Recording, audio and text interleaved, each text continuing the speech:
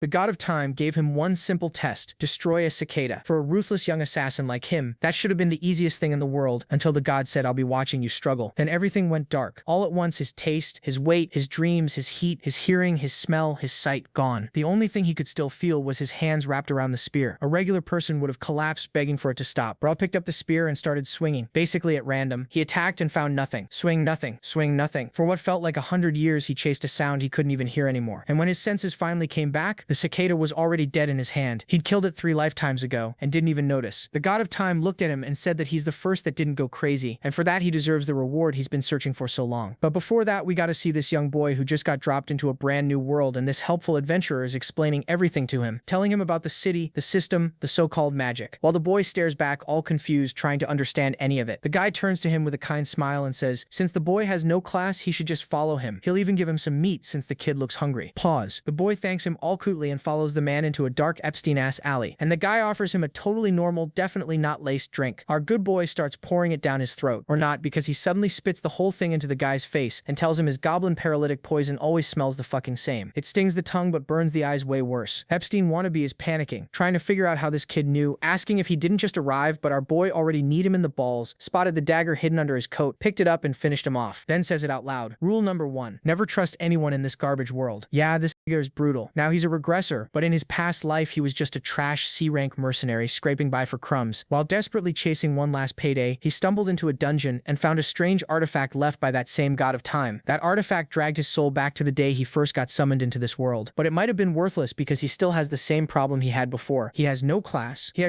And after a lifetime of struggle, he got a low-tier bone buff talent. Now this is not your Sung Jin Woo story, where this dude will become unbeatable in 5 chapters, but holy cow, this white-ass emo boy will make dudes tremble. And of course, the girls have very big hearts, so I have nothing more to ask. Back to the moment he was disappointed, finding out nothing had changed. To him, this regression felt useless, since his stats were exactly the same as before. Even so, he still had all the memories from the 13 brutal years he spent in Area. As he walks, he arrives at the Healthy Bone Realignment Clinic, and knows this is where he has to change things. In Area, there were many kinds of summoned people: mages who used magic, martial artists who used martial arts, and the most common of all were the classless. They could learn anything, but they were also the weakest, often dying before they learned enough to survive Area. That had been his life too, 13 years as a C-rank mercenary suffering one humiliation after another. In the end, he died poor and unnoticed. An old man studies the boy who wants a skeletal remodeling procedure. Knowing what chances he missed before, Sun Min decides to act differently and become far stronger. His plan works. He gets the low-rank martial skeleton and the celestial cultivation technique. Even without money or talent, Lee can feel his body changing as he leaves the clinic. He had just claimed one of the 3 chances that could fix his miserable future. The martial skeleton reshaped his body to make learning martial arts easier. He became the first incentivist to receive the procedure from the acupuncturist who made artificial skeletons. To qualify, someone had to be classless and have learned absolutely no skills. The Lee from his past life couldn't get it because he had already learned a skill, but now he could. And since the doctor would die soon, very few classless people would ever get that same chance. On top of that, he also got the true celestial cultivation technique, a method for building internal energy, the base of cultivation. Sun Min also knew a first-rate technique was hidden in a small Xenovis library. The owner had no clue how valuable it was, so Sun Min bought it for a cheap price. In one day, he took 2 of the 3 chances he had missed before. The 3rd chance would come from winning the Colosseum, set to open a year later. His expectations weren't that high since only classless fighters could enter. That meant he had a real shot to improve enough during that 1 year in Xenovis. First though, he needed money for a place to stay, so he decided to hunt monsters. Tired, the shopkeeper barely noticed the boy in front of him. Several men were looking over the armor and gear on display. With bright eyes, Sun Min says he wants to buy some of it. The vendor asks if he can actually pay. To get all of it, he would need at least 300,000 Erts. He even tries asking for credit, but it fails, and he's thrown out. Still, the vendor notices how determined he is. Sun Min then offers his clothes as payment. He claims they're high-quality clothes from an advanced world, but the vendor just bursts out laughing. That reaction starts to annoy some of the men nearby. The vendor says he won't lower the price just because the boy is classless. To him, the brat had no shame. Even so, saying he didn't need the dirty clothes, he agrees to sell on credit. The vendor liked the kid's guts, fighting this hard despite being just a brat. He figured the boy wouldn't die anytime soon and might turn into a loyal customer. Now geared up, Sun Min looks toward the dark forest. Buying armor had been the right move, even if it cost him everything. He was glad for the favor and felt lucky this new life was already going differently. As he walks, he stays completely alert. Once inside the hunting grounds, he remembers how 13 years ago he came here as a helpless boy with no armor and no skills. Back then, he had been completely pathetic. The system lists several gains, including Lightning Step, a strong skeleton, and Destruction Palm. Soon the sun starts to go down. Then something suddenly moves fast nearby. A goblin tries to hide in the forest, but Lee Summon is already using the soul-chasing sword technique on it. With one strike, his spear drives through the goblin's face in a clean one-shot, one-kill. The goblin can't defend at all. Afterwards, Summon tries to rest, but sharp pain spreads through his body. Looking at his hand, he sees the problem. One shot, one kill uses the left hand for support when throwing the spear, and his untrained hand got burned. Still smiling, he decides to toughen his hands through training. Even if this regression seems useless, it's still a fresh start. In a dark place, red smoke rises. A mysterious young man sits on the ground and uses his power. Magic wraps around his body as he senses something strange nearby. Sun Min returns to the simple inn where he had stayed since arriving in area. When he enters, he's greeted with a smile. Jack Atrusi, the middle-aged innkeeper, is waiting for him. Sun Min hands over that day's lodging fee with a new dimensional pouch. Jack thinks it's odd for a classless boy to own something so rare, but Sun Min just says he got a good deal. Used to strange things by now, the old innkeeper doesn't press him and instead checks the goblin teeth and fluids. Jack lets him stay 2 more days, taking the materials as payment.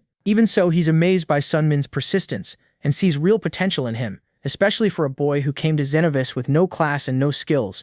After 2 weeks, he was still alive, hunting every day and always bringing back enough to pay for his room. Jack says most classless people could never do that. He even says Sun Min might become someone like Zenon. Done with the talk, the boy turns away and heads upstairs, saying he needs rest after a long day. Once inside his room, he thinks about Jack's words. He wasn't gifted, just stubborn, desperate, and still alive. When he opens his status window, he checks the techniques he has gained. Even after starting over, he still kept the knowledge from his past life. He knew he could reuse techniques from memory, but the ones he had mastered before were mediocre. No matter how much he trained them, they would never let him surpass the strong. Only the celestial cultivation technique gave him any real hope. It wasn't amazing on its own, but paired with better martial arts, it could carry him much farther. So he decides to focus on improving that technique first. The next morning, just as he's about to leave, Lula, the innkeeper's daughter, stops him. Worried, she asks why he keeps risking his life in the forest every day. Lula tells him he could just take a safe job nearby, but Summon has already made up his mind. As someone from another world, he needs to hunt to earn money. Lula still thinks he's an idiot and tells him to find a normal job.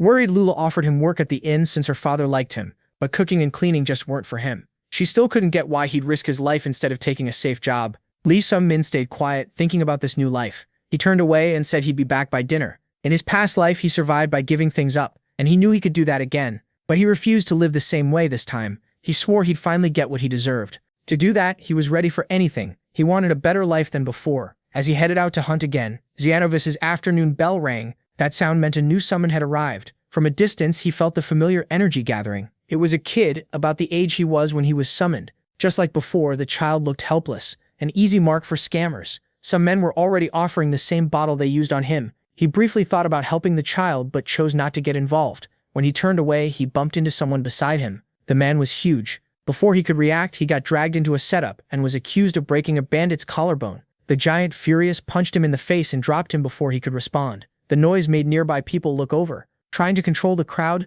the attacker shouted that the boy had broken his bone and should suffer the same injury. Even confused, the townspeople just ignored it and walked off. Set on revenge, Hongnim decided to break the boy's collarbone. Furious, Lee Songnim realized they were all working together, and the thug in front of him was a third-rate martial artist who couldn't even tell a rib from a collarbone. Martial artists are ranked by skill, and third class is only minor mastery. Lee Seung-min hadn't even fully reached that level yet. He'd need help to win, but he knew nobody in Xenovis would step in. When he realized the child would be sold as a slave, he stepped in and warned him not to drink the poison. The child looked confused but stopped raising the bottle. Lee Seung-min hoped the boy knew some martial arts and was from Murim. Then the drink spilled onto the ground. Hyung-nim stepped in front of him and mocked that he'd sell well to nobles with twisted tastes. He bent his knee to strike with a blow, but Lee Seung-min refused to let it end there. He used lightning step to close in on his enemy. Then he followed with exoskeleton steel break, catching the thug off guard. With one hit, he kicked the attacker's rib. His partners watched from a distance. Destruction Palm and his other moves worked,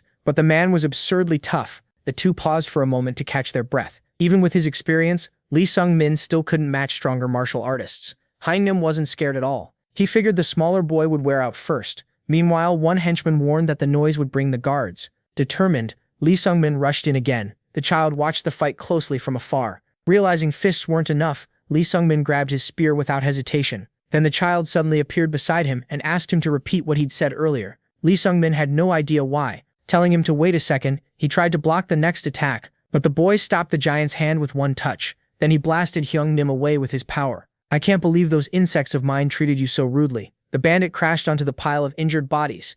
That palm strike filled with internal energy was far beyond second or first class. Lee Seung-min realized the boy beside him was a peak martial artist, despite being the same age. After the fight, Seung-min was shocked. The boy might be Wooji Ho-young, the little celestial demon. The demon cult is made of unorthodox sects that worship power above all. Its strongest member becomes the celestial demon, and his son is called the young master. That meant the boy was the little celestial demon, Wooji Ho-yan. Even though he was Seung-min's age, the gap between them was huge. In that moment, Seung-min knew he was facing someone famous in area. Even though Seung-min already knew, Wooji Ho-yan introduced himself anyway. Later, the two talked in a room, and Lee Seung-min gave his own name. The boy shared something very important. Area was a completely different world. There was no demon cult there. Wooji Ho-yan laughed, clearly enjoying the situation, but there was concern in his eyes. Thinking back to the square, he asked what Lee Seung-min had shouted at him. Not seeing why it mattered, Seung-min said he was warning him not to drink goblin paralytic poison. But the little celestial demon didn't like being addressed so casually. So Lee Seung-min bowed and apologized, saying he didn't know he was the young master. Inside, he couldn't believe he was bowing to a 13-year-old. Wooji Ho-yan smiled, completely pleased. Then he pointed at Seung-min and said he'd seen him use martial arts earlier, but called those techniques trash. He said Seung-min's fighting style was ridiculous, and asked where he'd learned such a mess. Lee Seung-min couldn't figure out what Wooji Ho-yan was after with this talk. Then instead of mocking him further, the boy offered to teach him martial arts. Lee Seung-min stood there in silence. Certain of himself, the little celestial demon said Seung-min would improve fast under him. But there was one condition for Lee Seung-min. Shocked, he braced himself. Wooji Ho-yan wanted him to be his friend. Cold sweat ran down Seung-min's back. He was completely thrown off. Since childhood, the heir of the demon cult had wanted a friend. His father never understood it, but Wooji Ho-yan had read in a book that friends help you overcome anything. His father said that was for ordinary people, not for him. Celestial demon Wooji Ho insisted his son would rule all demons without a friend. Wooji Ho-yan grew up under non-stop training and brutal discipline. His father was strict and cold, and treated any wish for human connection as weakness. During one training exercise, a 10-year-old Wooji Ho-yan slaughtered 50 people. As Wooji Ho's son, that kind of feat wasn't surprising at all. Even so, he showed little emotion. Still, his wish for a friend came true when he met Lee Seung-min, a man who had returned from the future. As the sect heir, huge expectations were placed on him from birth, and his training began early. Because of that harsh childhood, he never had the chance to make friends. Even under such strange circumstances, the two made a friendship pact. Wooji Ho-yan couldn't hide how happy he was to have a new friend, Lee Seung-min. So the regressor, nearly 28 inside, became friends with a 13-year-old. Wooji Ho-yan began teaching Seung-min the mystic arts of the Violet Dawn, a demon cult technique known for its violet-colored internal energy. Seung-min was confused. He thought he would be learning demon arts directly. Now that they were friends, the little celestial demon told him to speak casually. When Lee Seung-min changed his tone, the boy looked fully satisfied. The true demon arts could only be learned by the cult leader and heir, so Seung-min would study other techniques instead. Walking through the forest, Lee Seung-min realized quite a bit of time had passed. Wooji Ho-yan had trained him in the mystic arts of the Violet Dawn for a whole month. He could now beat several monsters at once, but he still wanted more strength. His level had risen to somewhere between 3rd and 2nd class, far better than in his past life. Even with that progress, Wooji Ho-yan's sharp criticism kept pointing out his flaws and pushing him harder. In the forest, Lee Seung-min thought about gathering his spoils. Then a huge creature burst from the trees. A deadly monster lunged at him. If he hadn't dodged in time, he'd have died. Looking closer, he saw it was an orc. He checked to his right, then left, and realized he was alone. He would have to kill the orc by himself. He drove his spear into the creature's chest. Soon he tore a hole through its body, leaped in, and finished the fight. He thought killing it had been easy, but then remembered Wooji Ho-yan's annoying comparisons. Still, he studied the orc's odd appearance, since monsters like that normally didn't live there. A voice praised him, saying he was strong for someone so young. A man then approached him carefully. It was Moon-hee-ryung, a famous warrior once called the orchid-destroying sword of the central district. Lee Seung-min didn't know what the man wanted. Pointing at the dead beast, Moon-hee-ryung said he'd been hunting an orc that had been causing trouble nearby. Back in the city, a small monkey, Dusong-ryung, wondered if the boy in front of them wasn't too young. But Moon-hee-ryung said he'd seen the boy fight himself and found his skills interesting. Wang Pei, called the Black Rain Dagger, accepted Moon's judgment and introduced himself. A girl named Rainier then introduced herself and said she came from Vela's magic school. Curious, she asked if the young man knew what kind of job was waiting for them. An orc group had built a village nearby, raiding other villages and killing adventurers, so the guild offered 20 million earned to wipe out the orc village. If they won, the money would be split into 5 shares. The boy quickly figured his cut would be about 7 million. Even with that big reward, Seung-min still doubted the people around him. Moon-hee-ryung waited for the boy's answer. After a short pause, he agreed. Please, the warrior said. The mission would be much easier with him. Sandman appreciated the welcome, but he still felt uneasy. He asked about the two people sitting there and learned they were just pack mules, classless nobodies. When they heard the new fighter was from Marim, they bowed to him. Their job was to carry supplies paid from whatever money was left. After the girl handed them coins, they went to buy apples. Renier ate apples as they traveled. Soon the party reached the orc village. They guessed there were around 50 orcs total, though only 30 would likely come out. Dusongrian was sure the orcs were slow and dumb. He planned to kill them fast and claim the reward, so the team would split in two. The young warrior would stay with the veteran swordsman. The others would draw the orcs out, then split them up and pick them off. Renier would spread their scent with wind magic, since orcs were very territorial. Then they'd hide, wait for the right timing, and let the mage ready her spell. The small warrior and Woon would light the signal to pull the rest of the orcs outside. That was the final plan, and it sounded simple enough. Sabine thought it was decent for such a small team, though a trap would have been better. Woon Hiri Young noticed they were close to Orcland. From here on, everyone had to stay sharp and fight right. The first group moved in, while the so-called nobody hauled the gear on his back. As they entered enemy ground, the boy thought about how hard this job was, especially for classless men. Looking at the carrier's face, he was reminded of his old self. He stopped and asked the man his name. The carrier introduced himself as Brass.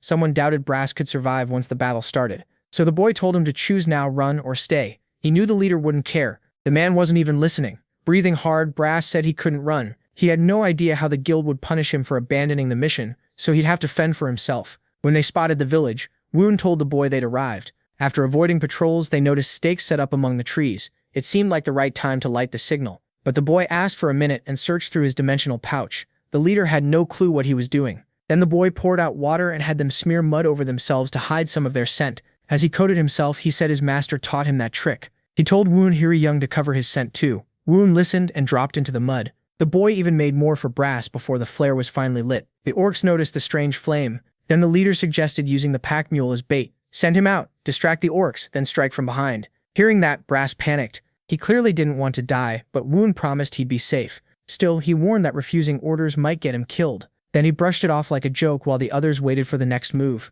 The young warrior chose to go first, showing real nerve. Seeing what he meant to do, the commander agreed. The plan worked, drawing 13 orcs out of the village and killing them one by one without trouble. In the fight, the boy showed off his spear skills, landing clean strikes as more orcs came rushing out. While fighting, he caught himself wondering why he was doing this. Then he focused again and realized he had to help the classless man. Maybe it was just pity, maybe not, but he chose to protect him. They weren't really friends. He just saw himself in another man pushed to the edge. The orcs waited for his next move. Remembering his training, he attacked again with his spear. Even with his master's harsh words in his head, he held firm. He recalled Woon Hiri Young's lesson. The right way to use a spear was to strike from range. With that in mind, he used the soul-chasing spear, third form lightning split strike. That move cut down many of the orcs they had lured out. Beside him, Woon Hiri Young kept fighting hard. Elsewhere, a huge orc moved to kill Brass. With no idea how to defend himself, the man could only wait for death. Then the boy drove his spear into the orc and saved him. He smiled, glad he had protected the classless man.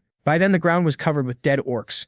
The leader started cutting off their ears and counting how many they had killed. The ears would prove the hunt, assuming the other team handled their side too. One tossed his sack to Brass and ordered him to gather everything. After that, they moved to meet the others. Brass looked amazed. He thanked the boy for saving him. Then he headed off to collect the luggage. The boy quietly noticed how sincere that thanks felt. Meanwhile, the others waited for the three to return. Mud still covered them, but their relief was obvious. The first step had worked, and the leader said they finished early, thanks to the young warrior. But the real trouble was just starting. All at once, something flew at the group, a dagger that struck Renner in the chest. She had no idea what happened, and the mage suddenly turned her powers on her own team. The others instantly drew their weapons. The boy blocked the enemy's advance with his spear. Then a memory from his past life flashed through his mind. He saw himself carrying a heavy sack to collect a few coins. Nearby, a crowd had gathered. It was an execution, the first one he had ever seen. The condemned man was a bold mercenary from Morum. On a mission, he had killed all his companions to keep the reward, but he was caught. The young boy stared at the man's head mounted on wood.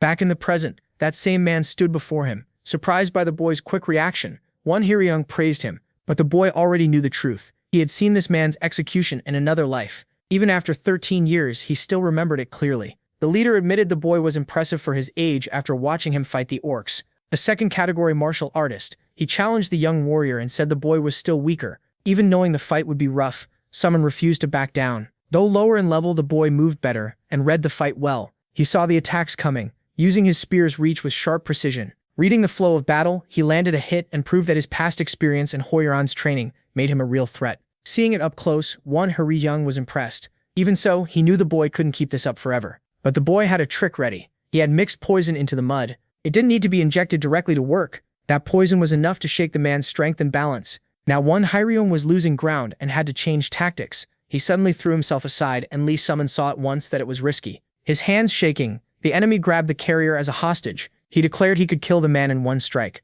The boy tensed, unsure how to break the deadlock. Young was sure Brass had become his weak spot. The boy froze for a moment, but never stepped back. Still, using Brass like this was a bad move. He had only helped Brass because the man reminded him of his old life, and now his anger showed. At the same time, one felt the poison spreading. The boy fought down his emotions, fatigue and doubt, forcing himself to stay calm. He knew he couldn't win carelessly in this state and had to save his strength. If he missed, he'd hand the fight over. If he waited too long, Brass would die. Then Brass did the unexpected. He struck one's legs, trying to buckle his knees. The boy saw the courage of a classless man doing the impossible. Brass clung to Woon's body and threw his weight into him. But the enemy stabbed him with a knife. As Brass cried out, the man looked pleased. A moment later, the young warrior was there. The enemy panicked and tried to beg, but was killed at once. Elsewhere, the monkey had beaten the mage Wang Pei after a hard fight. The danger was over, but the price was heavy. Brass was dead, and Lee Songmin stood above the bodies with his spear through the enemy. After Woon Young and Wang Pei died, their bodies were taken to the mercenary guild so the reward of 35 million could be claimed. Wu Jihyun was glad the warrior came back safe. She asked why he was so late. Exhausted, the protagonist dropped onto his bed, wanting a little rest. But Brass's death still weighed on him. If he'd had just a bit more strength, he might have saved him. Back in his room, he kept thinking about what he'd done and felt stained by it. Wu Jihyun suddenly asked if he'd killed someone. She said she could smell human blood on him. Lee Songmin explained that a second-rate martial artist tried to kill him, so he had to fight back. Even then, the little demon felt he was still hiding something. What bothered her most was simple. What was he keeping from her? After hearing that, the boy stood up. He admitted he didn't even know what he was hiding, but he could feel her doubt. He asked if she found it strange that someone like him beat a second-rate martial artist, but Wu Ji avoided the question. Looking at him, she knew he was no ordinary person. As Wu Jihyun wandered the city, she had been trying to understand this world better. She had seen many things there and learned how the classless lived. Most of them were miserable and barely had enough to eat. To humans, killing bugs is easy, but killing even a small animal takes resolve. Through all the hard training, Hoisin kept watching the boy closely.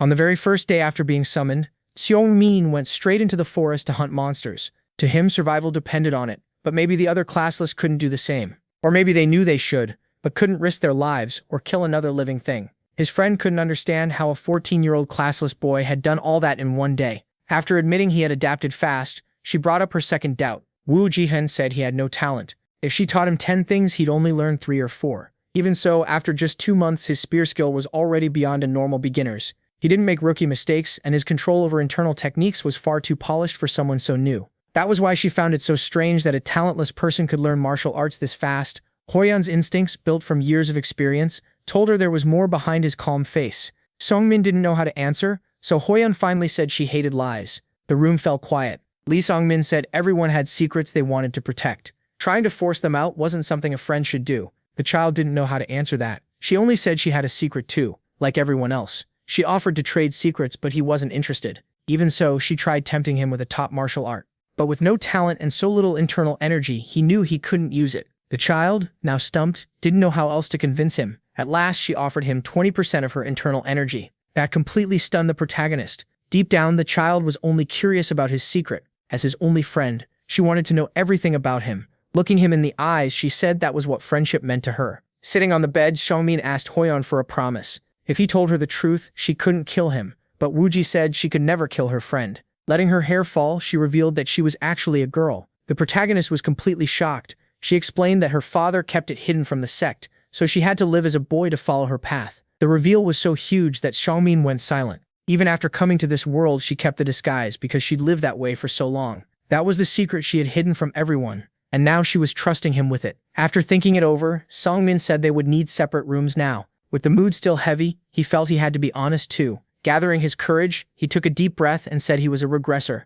Wuji's eyes widened, but she had no idea what that meant. He explained that he had died, gone back in time, and kept the memories of his past life. That made his strange abilities easier to understand, even if it still sounded unbelievable. In a world like this, though, anything felt possible. Curious, the girl asked why she would want to kill him over that. Even if he looked like a 14-year-old boy, his mind belonged to a 27-year-old man. He still felt bad for lying about his age, identity, and past. But to Hoyalan, None of that mattered. She was the one who approached him, told him to learn martial arts, and chose to be his friend. He hadn't tricked her. He only accepted what she offered. So she had no reason to kill him or end their friendship. In those 2 months, she had come to see him as a real friend, and one secret wouldn't change that. To her, that was friendship. Her face softened with emotion as she thanked him for trusting her. Their bond had become real, built on trust and respect. Then she teased Sungmin a little. Even with another life, his current level was still low. She had tons of questions, but those could wait. For now, she was ready to pass some of her internal energy to him. The protagonist was shocked that she really meant it. Internal energy was the power martial artists stored inside their bodies. It was what let them perform superhuman feats. There were no shortcuts. Only cultivation could build that power, which was why people spent their whole lives training it. When Yin started the transfer, she noticed his blood vessels weren't clean. They were packed with impurities. Even so, she began sure he could absorb at least some of the energy. He just had to use the Violet Dawn arts to keep about 20%. She pressed her palm to his back and started the transfer while he endured it. He could feel the energy moving through his body, even tired after the transfer. Yin smiled and asked what it felt like. The power, heat, and pressure rushing through his meridians made his whole body shake. That 20% was more internal energy than he had gathered in his past life. He managed to keep half of it, and it changed his body. The rest would settle through his meridians, and with more Violet Dawn arts training, that power would truly become his. Afterward, Yin collapsed onto the bed to rest. Beside her, the boy thought about why she was doing so much for him. When he asked, Yin just smiled and said it was because he was her friend. Everything she did for So-min was her own choice, not duty. As she rested, she felt satisfied with that.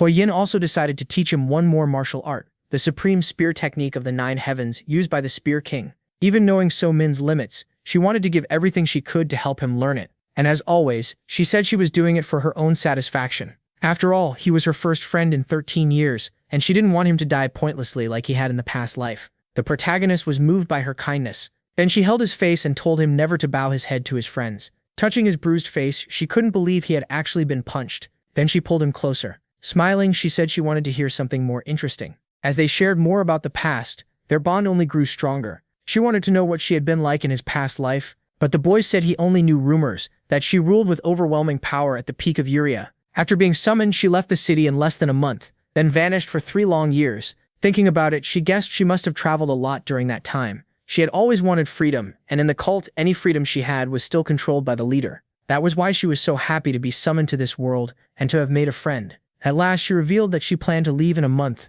Dreaming of freedom, she wanted to see the world for herself. After teaching him the supreme technique, she would go on a journey like before. Now she wanted to hear his plans. She asked how her friend wanted to live this life. Hearing that, even he didn't know how to answer. When he thought about his old life and all the pain in it, he only knew one thing: he didn't want to repeat it. He just wanted a better life this time. To the girl, that answer was too vague. She was determined to find out what Lee Summon's real goal was. Resting his head on the bed, he admitted he still wasn't sure. She said she'd be waiting to hear it when he finally figured it out. She also wanted to hear every little detail about his past life. Embarrassed, the protagonist said he didn't have much to tell. But thinking on it, Summon realized he'd never had anyone he could truly call a friend in any life. Hoisin was his first. The night passed as they talked, and then a month flew by. Before leaving, the girl wanted to test how much Summon had learned. It was their last training session before goodbye, and he had to show her everything. Now he had to prove himself with everything he had learned. Hoisin just smiled, sure he still couldn't beat her easily. Summon raised his spear, eyes full of resolve.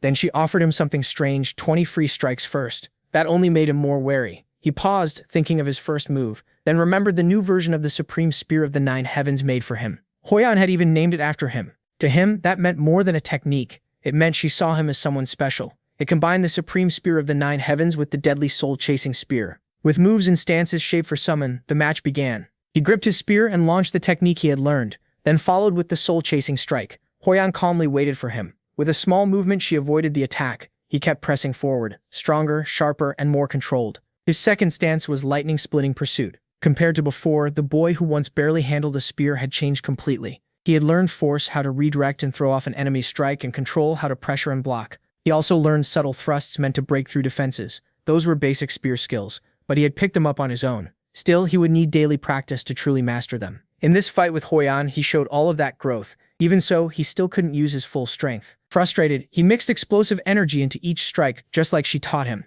Hoisin was pleased to see he had listened, but as he tired out, he felt the huge gap between them. Even after reaching the second category with Hoisin's help, she stopped him using only her right hand. He was facing a true master. She stayed relaxed the whole time, while he couldn't break through at all. Still, he attacked again. She blocked every strike without trouble. One by one, all 19 attacks were stopped by that same right hand. When none landed, he knew he had lost. But for the last strike, he caught her off guard and brought the spear tip close to her face. He smiled, thinking he had done it, but she vanished at once. Before he could react, she was behind him, proving the match was over. Even so, Hoyan praised him and admitted his talent. With the internal energy he now had, someone was made for martial arts. Without noticing it, he had even sensed her presence first, something only the gifted could do. She believed so much in him that she said one day his spear would become extraordinary. She was speaking as if she could already see 10 years ahead. For her, the fight had been easy, but she was still happy because he showed more than she expected. Then she said they would meet again in 10 years. A month earlier, she had asked about his goal in life, and he still had no answer.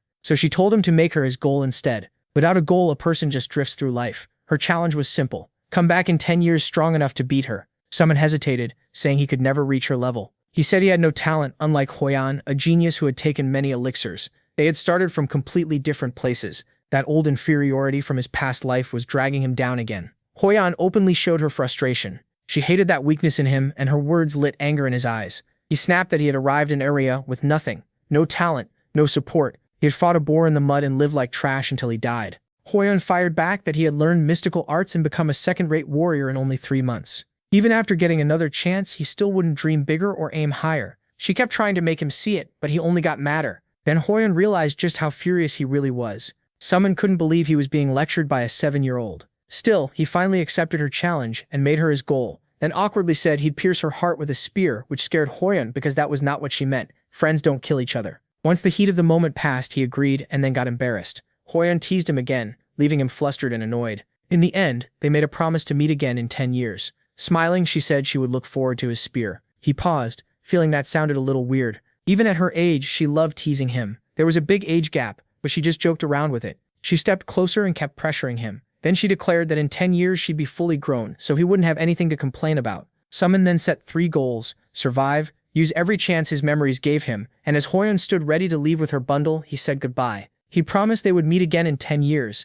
and he looked forward to that day. His last goal, the most important one, was not dying before then. He promised Hoyan he would stay alive, because now he had something and someone to live for. Then the two friends went their separate ways. In Xenovis, Lee Sun-min gained 3 big things: the martial skeleton, the true celestial cultivation technique, and the tournament of the classless. Only people without a class could enter that tournament. 10 months after Hoyan left, Xenovis held it again. By then, Lee Sun-min had reached first-grade martial skill, so winning was easy. His prize was a secret elixir that boosted internal energy. He drank it right away, though compared to what Hoyan had given him, it felt far less impressive. With that, Lee Sun-min felt he had gotten everything he could from Xenovis. Now it was time to leave, and on the way out he met Hans, the street vendor. Hans congratulated him and asked what he wanted to buy, but it quickly turned into a farewell, since Sun-min was leaving. Hans understood and smiled, proud but a little sad. He had known Sun-min since the start and believed the classless boy would do well outside the city and survive for a long time. Before Sun-min left, Hans gave him something.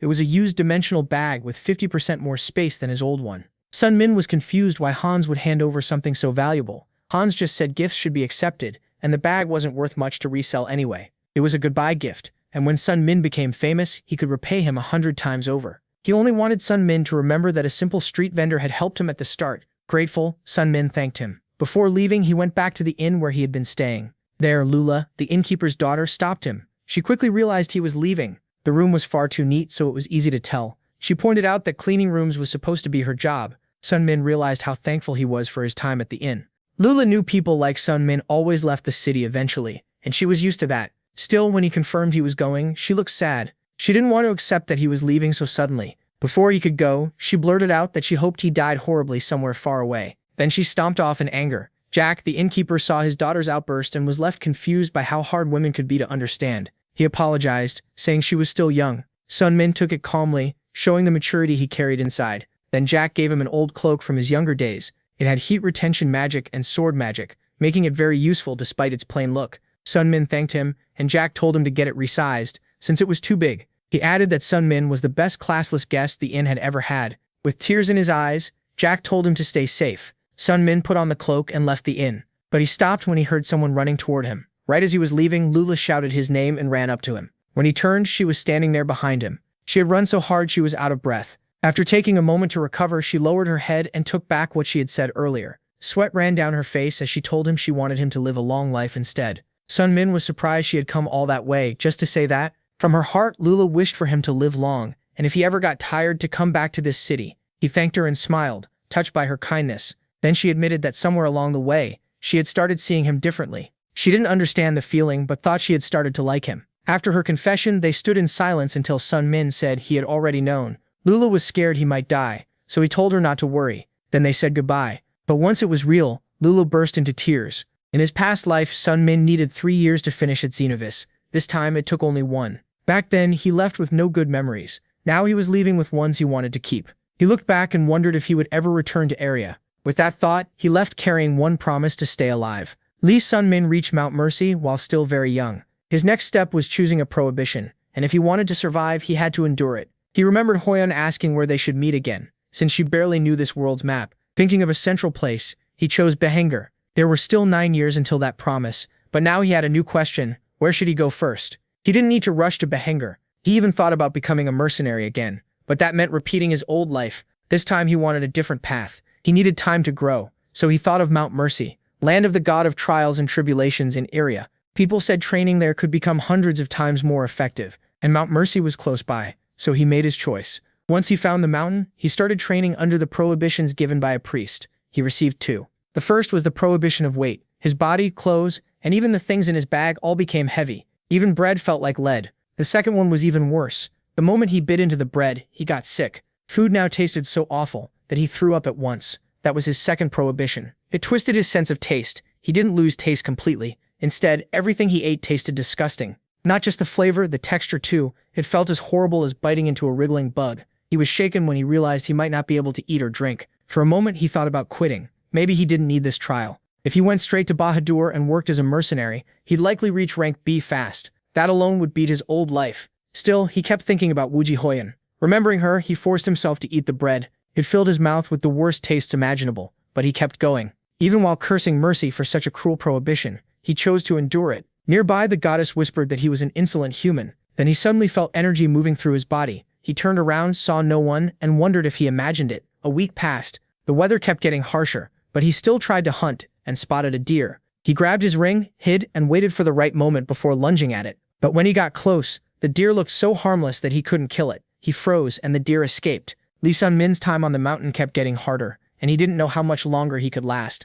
Exhausted, he set down his spear and thought about his life. With no proper nutrition, he survived on bread and water. On that mountain, he had to find his own food, clothes, and shelter while dealing with the prohibitions. The weather swung to extremes, and the beasts were fast and strong too. The weight made hunting hard, and even if he succeeded, the taste prohibition made eating nearly impossible. He planned to train there for at least 2 years, yet he was already near his limit after 1 week. While thinking about that, he sensed someone strange coming closer. Then a woman appeared. He didn't know her and wondered who she was. There was a rule on the mountain that stopped practitioners from harming each other, so maybe he was safe. Still, the woman had a prohibition that kept her from speaking. She could only use gestures. Sun Min quickly understood that she carried the voice prohibition. Then the same deer from before appeared in front of him, dead. Using a stick, the woman wrote on the ground in Iria's common language. She had been watching him for days and knew he would die soon at this rate, so she came to help. He was thankful, but still suspicious, and asked what she wanted in return. She wanted nothing. She was simply helping. That strange woman ended up helping him completely. She called herself just a kind person, and whenever he was in trouble, she showed up again. One day he asked her name and was stunned by the answer. She was Baksogo, a legendary figure from his past life, known as Baksogo the Lightning. She was famous for moving as fast as a flash, but meeting a future legend wasn't what shocked him most. He knew that 8 years later she would be killed by Wooji Hoyeon, the little celestial demon. On Mount Mercy, practitioners received brutal new prohibitions every 6 months, and they couldn't harm each other. Sun Min tried to figure out how Baksogo could have died, wondering if it happened in some dungeon. Beside him, the woman watched him carefully. He jumped a little when she suddenly moved again. She wrote on a stone with her fingers, checking on him and worrying that he was starving again. Even with her great martial skill, her prohibition stopped her from using sound transmission too. As he looked closer, he noticed something else was wrong with her. After a year and a half on the mountain, her newest prohibition made her unable to feel her left arm. Just like him, she also lived with harsh limits. Baksogo pitied him, especially because he could no longer enjoy food. Curious, he asked what kinds of prohibitions the others had, so she decided to introduce him to the other people who had trained there for over half a year. Before he could think, Baksogo vanished like lightning. Startled, he wondered how anyone could ever match her speed. Even without the weight prohibition, he couldn't move that fast.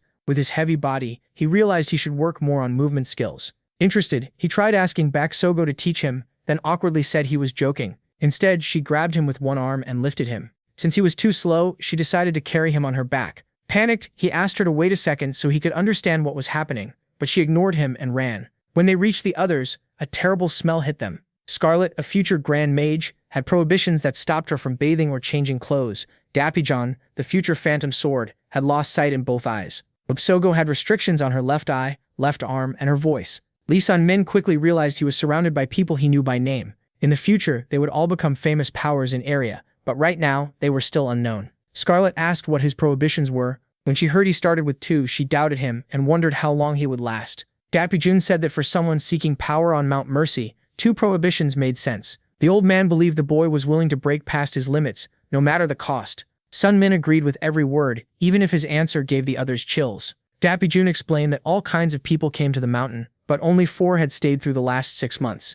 He said he'd be watching to see what the boy did next. He also pointed out that Bak Sogo had started with 2 prohibitions as well. Once introductions were done, they headed back, but she had said 4 people had trained there for more than a year and a half. That meant there was a 5th person, someone named Flam, a name that made everyone wary. Dapijon warned that Flam was dangerous and shouldn't be introduced to the boy. Sun-min didn't understand why everyone feared the last practitioner, but he let it go. Time passed, and after 4 brutal months, he had grown much stronger. The prohibitions got worse, adding more weight and making food even harder to bear. Even so, his progress was impressive. After those 4 months, his Violet Dawn mystic art reached 3 stars. His attacks also became far more accurate and powerful. Mount Mercy was brutal, but the results were worth it. By day, he trained with the Supreme Ring of the 9 Heavens summon style. At night, he practiced the Violet Dawn mystic art. He accepted the pain as part of his path, even when it felt like his bones might snap. This was the fate he had chosen. His body changed as he grew stronger, and his clothes started to feel too small. Then he saw a new face, someone his age watching him with interest. The young man seemed impressed by the spear technique he had just seen. Standing nearby, the newcomer said he had never seen someone his own age on the mountain. He introduced himself as Flam, the very name everyone had spoken with fear. Curious, he asked for the name of the boy with such impressive skill. Elsewhere, Scarlet sat practicing magic while thinking about true geniuses. Dapijon had explained that Flam's talent was so overwhelming that he laughed while standing above everyone else. That was why Sun-min had been warned not to meet him, or he'd fall into endless despair. Remembering the old man's warning, he nervously introduced himself as Lee Sun-min. The Lam smiled, realizing the boy had already heard about him. Then he turned away and said he needed to train with his spear, not chat. Sun-min could hardly believe Flam was a real genius. As Flam walked off, Sun-min decided not to waste time on someone like that. But the boy wouldn't leave him alone and kept following him with question after question. When Lee Sun-min said he'd go train, he noticed his spear was gone. He turned and saw Flam holding it, clearly trying to provoke him. The grin on Flam's face was creepy. For a martial artist, having someone snatch your weapon is the worst insult. But before anger hit, someone was just confused. Flam casually said he'd give it back after borrowing it for a bit. Then he started copying someone's moves. Using the supreme balance of the 9 Heavens summon style, he tried a new attack. He somehow remembered perfectly the move someone had used to cut down a tree. With smooth thunder-like strikes, Flam copied the spear technique someone had built over months. After seeing the damage, he admitted it was a great spear art. Lee Summon was shaken. Flam had copied a technique after seeing it only once. Flam just smiled, then laughed, pleased that he was better than Lee Summon. Summon burned with shame. Flam couldn't understand why people came to this mountain to train so hard when he could beat them all so easily. Still, he said none of them were like him. Confused, Summon listened closely. Flam called Bak Sogo, Scarlet, and Dapijon weird, and said he could copy any practitioner's techniques. Even Flam didn't know why he was like that. To Summon, Flam shined like a sun above everyone else. So how could an ordinary person like him ever catch up to monsters like that? It felt different from being with Hoyin, who never showed off her talent, acting superior while pretending to be normal. Flam asked what Summon's prohibition was. Then he said he had 4 of them and even mocked one about humility, making Summon step back. Flam tried to hand the spear back, but Summon refused it.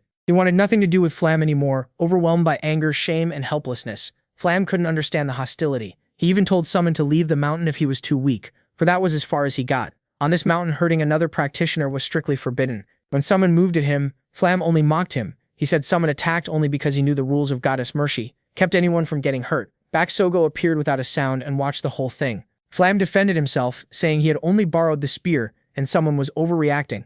He also said the spear technique was excellent, but the hero wasn't good enough to master it. The stronger the martial art, the harder it was to perfect, so Summon still had a lot of training ahead. On this mountain, harsher prohibitions brought greater blessings from Mercy. So Flam said the only way to grow faster was to push yourself to the edge. Then his prohibition suddenly stopped him from saying more. Behind him, Bak Sogo looked honestly impressed by his boldness. But it was already too late. Someone had figured out what he needed to do next. Filled with emotion, he ran toward the temple. Baksogo desperately tried to call out to him, but her prohibition kept her from speaking. The word talent kept pounding through her mind, crushing her pride. Meanwhile, the young man desperately called for Goddess Mershe. His inferiority kept growing until frustration turned into despair. Hearing her name, Mershe appeared to meet the human who called her. Gripping his spear, he declared that he wanted another prohibition. Lee Summon found himself in a strange space filled with divine presence. The being he had called stood before him. It was Mershe, the goddess of prohibitions, and this was her domain. He asked to make sure she was really Mershe, and she was. The goddess had answered his call.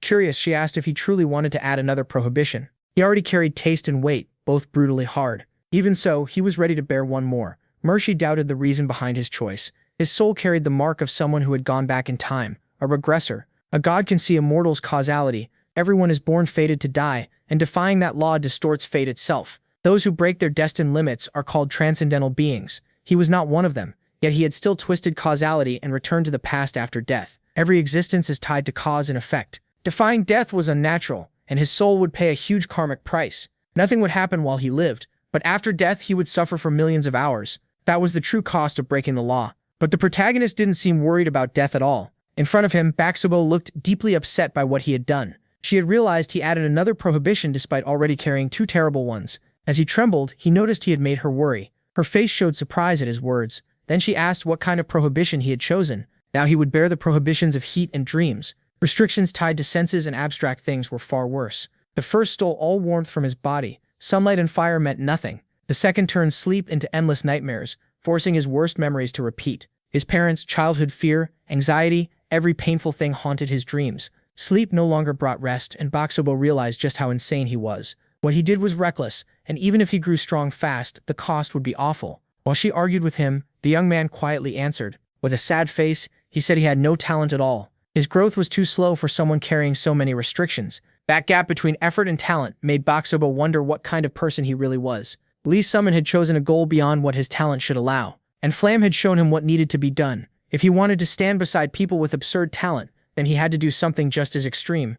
At that moment, the woman understood his reason. The two fell silent. Neither said a word. Then she smiled, seeing how huge his goal really was. Baksobo also wanted to become the strongest in the world, so she understood him. The boy listened, confused. He remembered asking her before to teach him movement techniques. Even if she had called it a joke back then, now she meant to teach him. She handed him a secret manual called Shadowless Soul Flight. It was both a movement art and a mystic art, holding everything she knew about mobility techniques. As he flipped through it, he saw how amazing it was. She didn't fully know why she was giving away something so precious, but she knew he would never quit. From now on, he was to call her senior sister. With a soft smile, she admitted she felt for him and cared about him. Besides, she liked to think of herself as someone who helped others. The protagonist trained again, keeping Wuji Hoyan's memory close. He switched between the supreme spear of the nine heavens and soul pursuit. By the fifth stance, he was already using deadly lightning. In his mind, he pictured the damage his own body would take while facing Hoyan. Even after more than 10 years of training, he still couldn't beat the little celestial demon.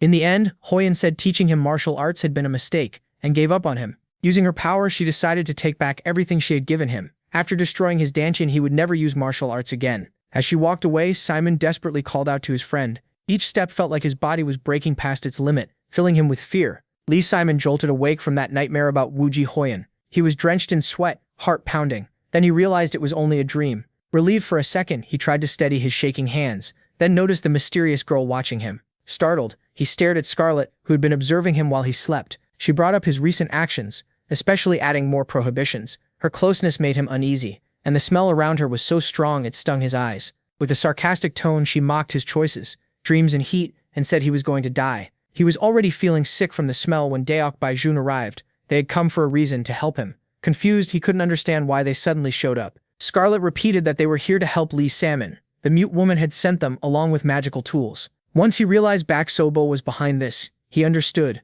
Scarlet had brought magic scrolls he could use to learn spells. With those scrolls, using magic would become much easier. Daok Baijun offered a more direct kind of help, training his body to handle the pain of the prohibitions. Determined, the young man was ready to do all he could. At that moment, the two prepared him for battle. Scarlet taught him 4 kinds of magic, starting with mental cleansing. It was meant to purify his mind after the nightmares had polluted it. The second spell was a simple one that could strengthen him faster. That made it very useful for enduring the weight prohibition. As he sparred with Daok Baijun, he used the third spell to recover fatigue. It was a magic that restored stamina, but using too much of it would drain his life force and could fail. Still, if he wanted to survive that hellish training, he had no other choice.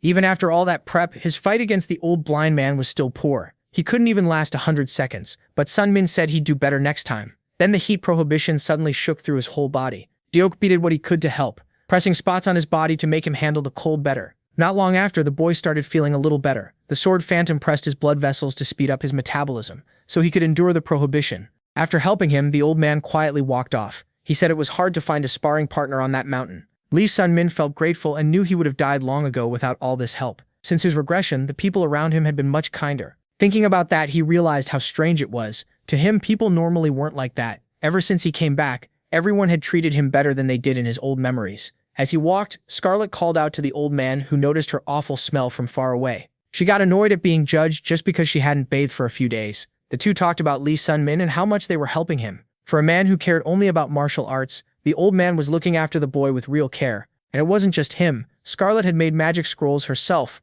When they thought about it, neither understood why they were helping so much. They only knew they couldn't just leave him alone. As Sun-min thought about all that kindness, he chose to stop dwelling on it. In this new life, he saw himself as just a lucky boy. Half a year passed, and the warrior gripped his weapon with all his strength. He kept training deep in the forest, all by himself, his face full of exhaustion. Even so, he refused to quit. Beside him, another person called him a larva. Even that person was impressed, saying he never thought Sun-min would last this long. The warrior stayed kneeling where he was. He said nothing. He'd ignored that person from the day they met. Maybe he had taken the prohibition of voice added after reaching the half-year mark for convenience. Still talking non-stop. The other said he expected Sun-min to pick only harsher prohibitions. Suddenly, the warrior lowered his weapon to the ground. The boy watched him closely. He was nothing like he had been 6 months ago. His dodges, balance, and movement were now clean and steady. The techniques he learned from Baksogo fit him well, and the watcher figured even a larva could grow if it kept crawling. Laughing, he said that crawling was all Sun-min could do after taking on 5 prohibitions. Sun-min ignored every word and kept training. Curious, the other watched again with wide eyes. At last, he picked up his weapon. He demanded to know why he was still being ignored, saying he could read Sun-min's body language anyway. Tired, the boy wondered if this guy had nothing better to do. He knew the other was dangerous, but also knew he couldn't be killed because of the rule against violence. Even so, his companion hit him. The warrior fell, not even noticing the attack in time. The other laughed, saying it was pathetic watching him crawl around like a larva. He had found a way to hurt him indirectly. Holding up his sword, he said Sun-min couldn't do anything like that. The weapon was a key sword. He taunted him, saying he'd never have power like this. So while Sun-min had to struggle for every step, others like him could reach that level easily. Even with all those barriers, the protagonist would keep going, and that shocked the other. To him, there was only endless despair for someone so untalented. Maybe all that effort was pointless, but Sun-min would still fight in his own way. No matter how long it took, he'd keep moving forward like a larva. The other could stay arrogant. One day, Sun-min would drive his spear into that proud body. Even while showing off, the boy stayed silent. Then he drove the spear harder into the tree. The other followed everything Sun-min was trying to say without words. Standing there, he looked imposing. In the end, he just said that if Sun-min really believed that, he'd be waiting for that day. The protagonist had no plans to quit or break down halfway. A month later, Lee Sun-min had spent a full year on the mountain, and it was time to choose another prohibition. He chose the prohibition of hearing. It was torture. His ears were filled with horrible noise he could never get used to. Now carrying 6 prohibitions, he stood near death every day but still swung his spear without fail. His movements let him dodge, stay grounded, and strike cleanly. He trained the supreme spear of the 9 heavens, the mystic arts of Violet Dawn, and the shadowless soul flight. His fights with Deok Bijun and training with Bak Sogo also helped him improve. Only Scarlet wasn't much help. As Lee Sun-min grew stronger, his body felt heavier, food tasted worse, and his dreams became harsher. The chills got worse too, and endless noise filled his ears. Still, it sometimes helped by blocking Flam's annoying chatter when he came around and bothered him. So, little by little, like a larva, the protagonist kept getting stronger. When he met Mercy, he asked why she had called him since the next prohibition was still weeks away. She faced him and congratulated him for passing his test. Confused, he had no idea what she meant. Then Flam suddenly appeared before him. The protagonist was badly startled. Mercy explained that Flam himself was the test. Then everything started making sense. Bak Sogo, Scarlet, and Deok Bijun had all become known as strong and respected people in Iria. But he had never heard of Flam, and with that much power he couldn't be some nobody. What was strange was that Flam didn't actually exist. Flam explained that he used his great power to push practitioners into despair. Even the most gifted would see him and fall into complete misery. They'd panic, lose their minds, and run away from Flam. But the protagonist was different. Even without talent, he threw himself into an even harder trial and made Flam his target. It was reckless, but Flam still hadn't managed to break him, so that recklessness worked in his favor. Michi told the warrior not to reveal Flam's identity to the other practitioners, or he'd face God's wrath. Either way, the young man would keep training on the mountain.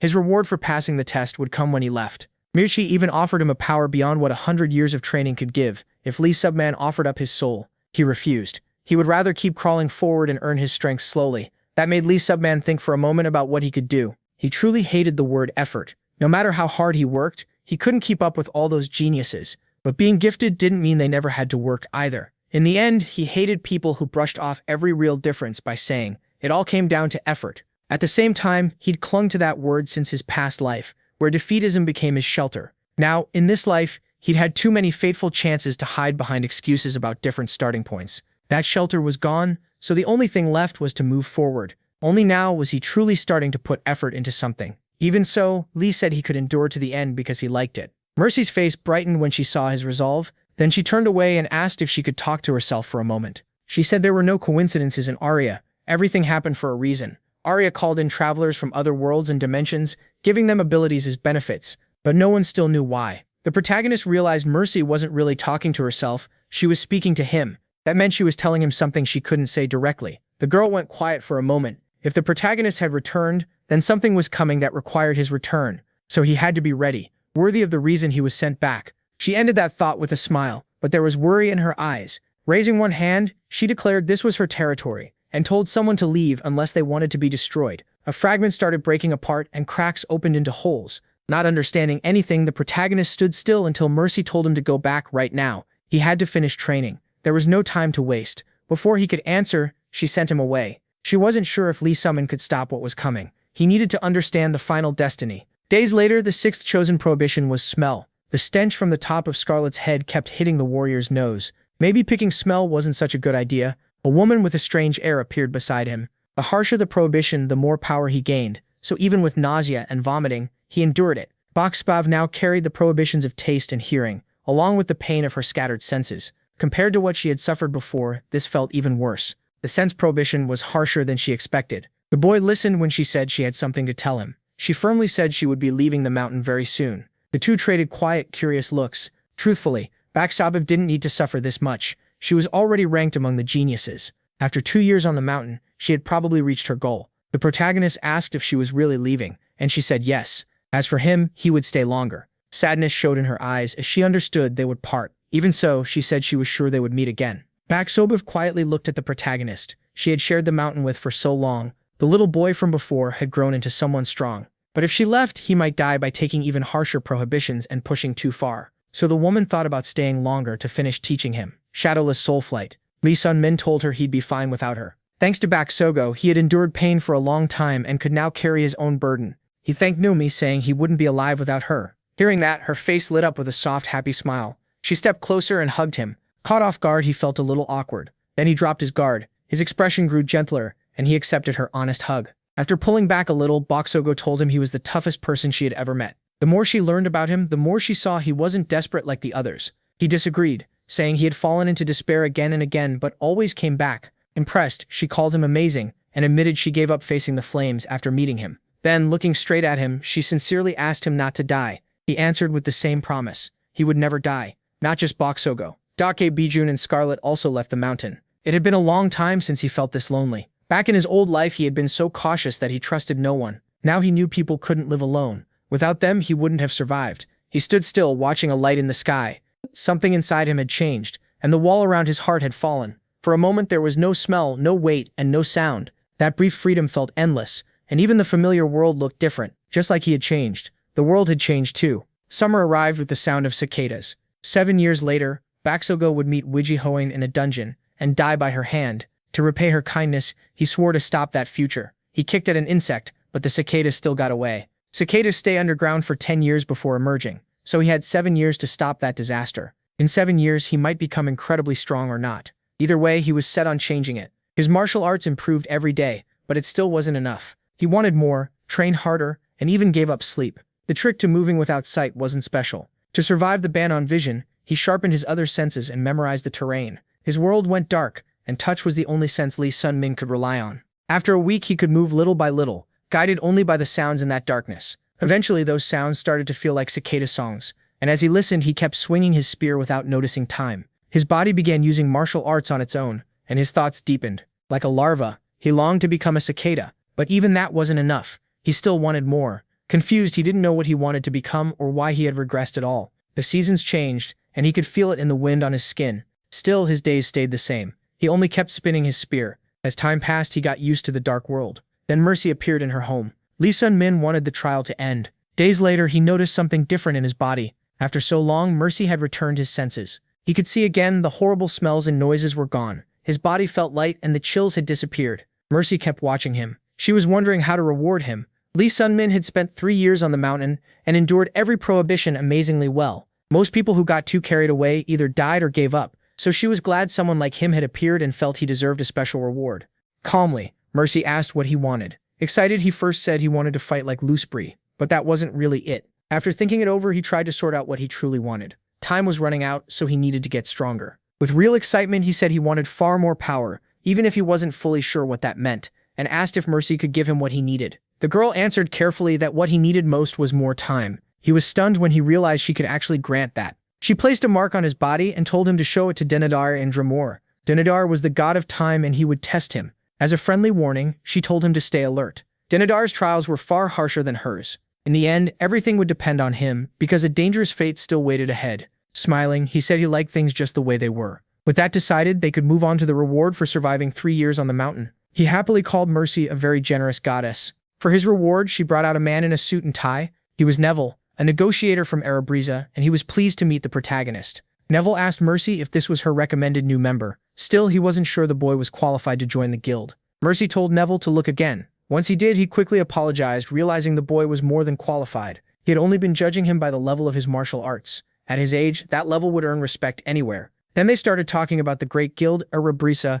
It handled deals, requests, auctions, and information. It could get clients almost anything. Curious, he asked if they sold elixirs and martial arts manuals, and Neville said yes. The guild even had the great healing elixir of Shilin and Mount Hua's cherry blossom sword technique. Rare items like that were exactly Erebriza's specialty. Mercy wasn't a member, but she bought things from them sometimes. A brokerage guild serving a god as a client was pretty strange. Neville reached out his hand and confidently asked him to join. With nothing to lose, he accepted. Neville handed him a paper and told him to sign at the bottom. Just like that, he officially became a member of Erebriza. Neville snapped his fingers and gave him a joining gift. The protagonist's whole look changed, leaving him far more presentable with new clothes and a cleaner haircut. Neville said goodbye and told him to ask if he ever needed anything. Mercy asked if he liked the gift, and Lee Sun-min said he was satisfied. Joining Erebriza was a huge gain, so he had every reason to be pleased. He said his first stop would be Behanger, but the goddess warned him to remember his real goal. She told him not to forget what she had said while pretending to talk to herself. As he walked, he remembered her words, that there was a reason for his regression. He was so deep in thought that he didn't notice the fierce beasts coming near. Even with monsters in front of him, he showed no despair. His mind was fixed on what wasn't a coincidence. As he fought, he kept wondering who had set all these events in motion. Then he charged with his weapon and pushed those thoughts aside for the moment. After 3 years training on the mountain, he had reached the peak of martial arts. At just 18, that was unbelievable.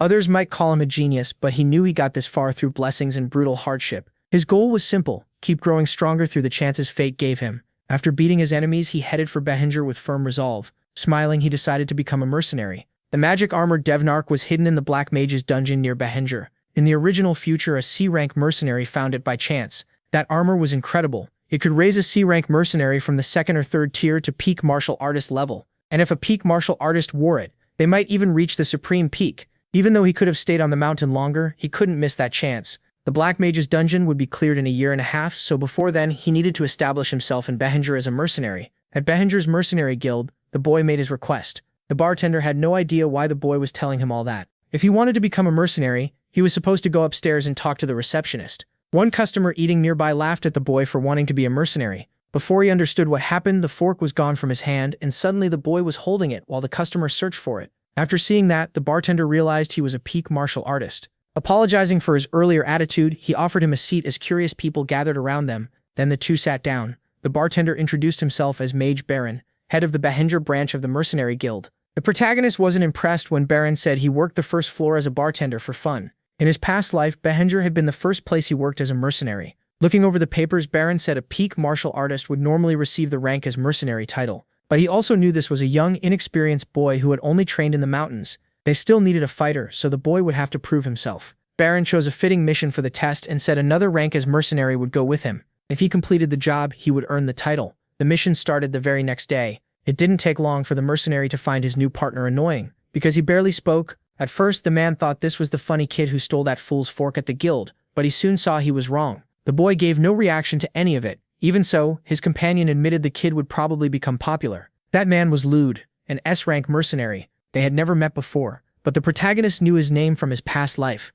Lude was assigned as his partner for this mission, and was probably there to watch how he performed. Curious, Lude asked if he had ever fought an ogre before. The young man answered honestly, no, he hadn't. Ogres were some of the strongest monsters in area, with magic resistance and skin as hard as steel. Their job was to take down an ogre spotted in the forest near a village. As they walked, Lude said 2 S ranks should be enough to kill one. Still, something about the forest felt off. It looked too small for an ogre to live in. The protagonist asked what he meant. Lude explained that ogres were at least 3 meters tall, and some reached 5, so they needed a huge amount of food. A forest this small shouldn't be enough to feed one. Then the young man suddenly told Lude to stop. Lude tensed up and asked what he had noticed. A deer lay on the ground, ripped completely apart. That kind of damage could have come from an ogre, but there were no signs it had actually eaten the deer. Lude couldn't smell anything either, which made it even stranger. Then both of them heard a weird noise.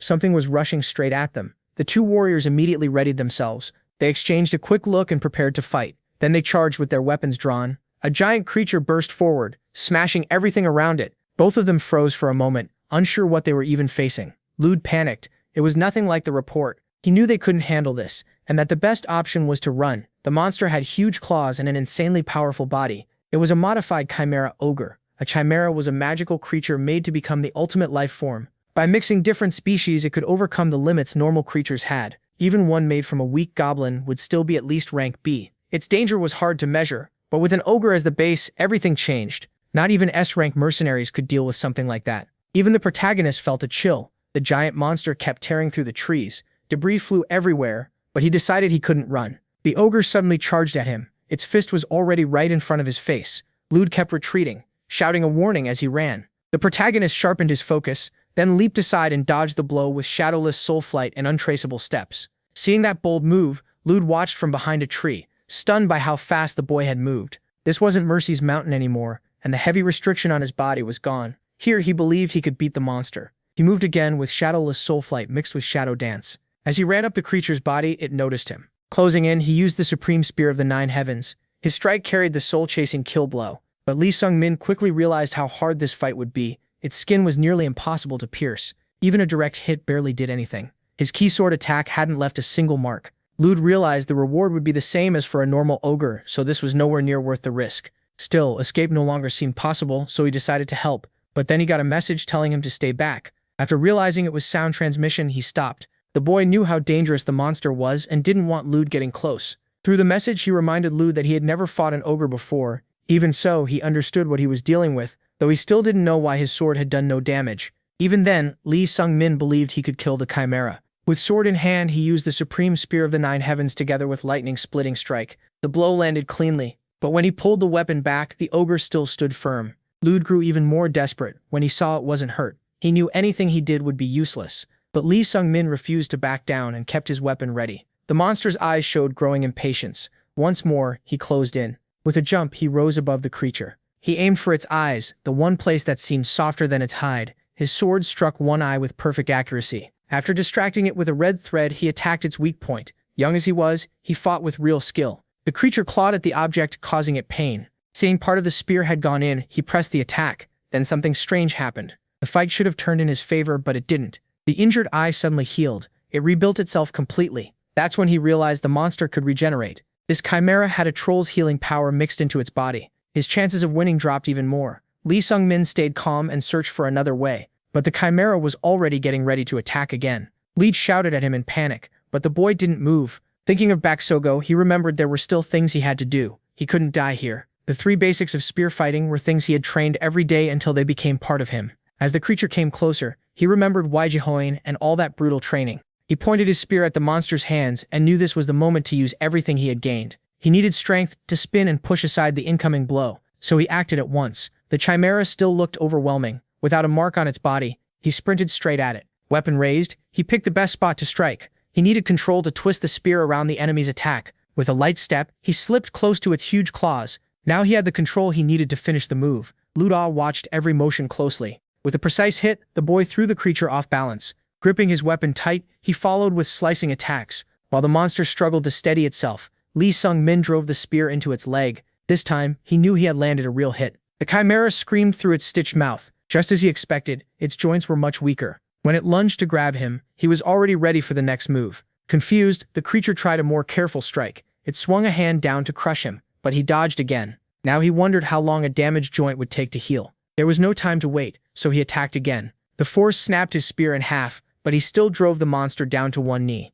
with part of the spear stuck in its body. Regeneration stopped there. Realizing his plan had worked, Lee Sung-min smiled. Using the piece still in his hand, he struck its arm. That left the chimera unable to properly use its legs or right arm. Now it had to brace itself on one hand as pain shot through its body. He knew he only needed one more good hit. So he used the Lee Sung-min style of the Supreme Spear of the Nine Heavens, with lightning-splitting strike. The attack landed with deadly precision. The chimera was too badly wounded to stand. Still, it had one arm left and swiped at him with its giant claws, but it was too slow to touch him. Without the mountain's burden, he could feel just how fast he had become. Then he heard the cicadas, the same sound as on Mount Mercy. As he neared the monster, he thought about how he didn't want to stay a cicada forever. And on the mountain, he had only been a larva. He knew he hadn't trained all that time to stay weak, even if he still didn't know what he wanted to become. Then he struck the chimera's eyes and brought it crashing down. Weapon in hand, he knew he didn't want to live with regrets like in his past life. He would keep moving toward whatever destiny waited for him. Lude was completely stunned by what he was seeing.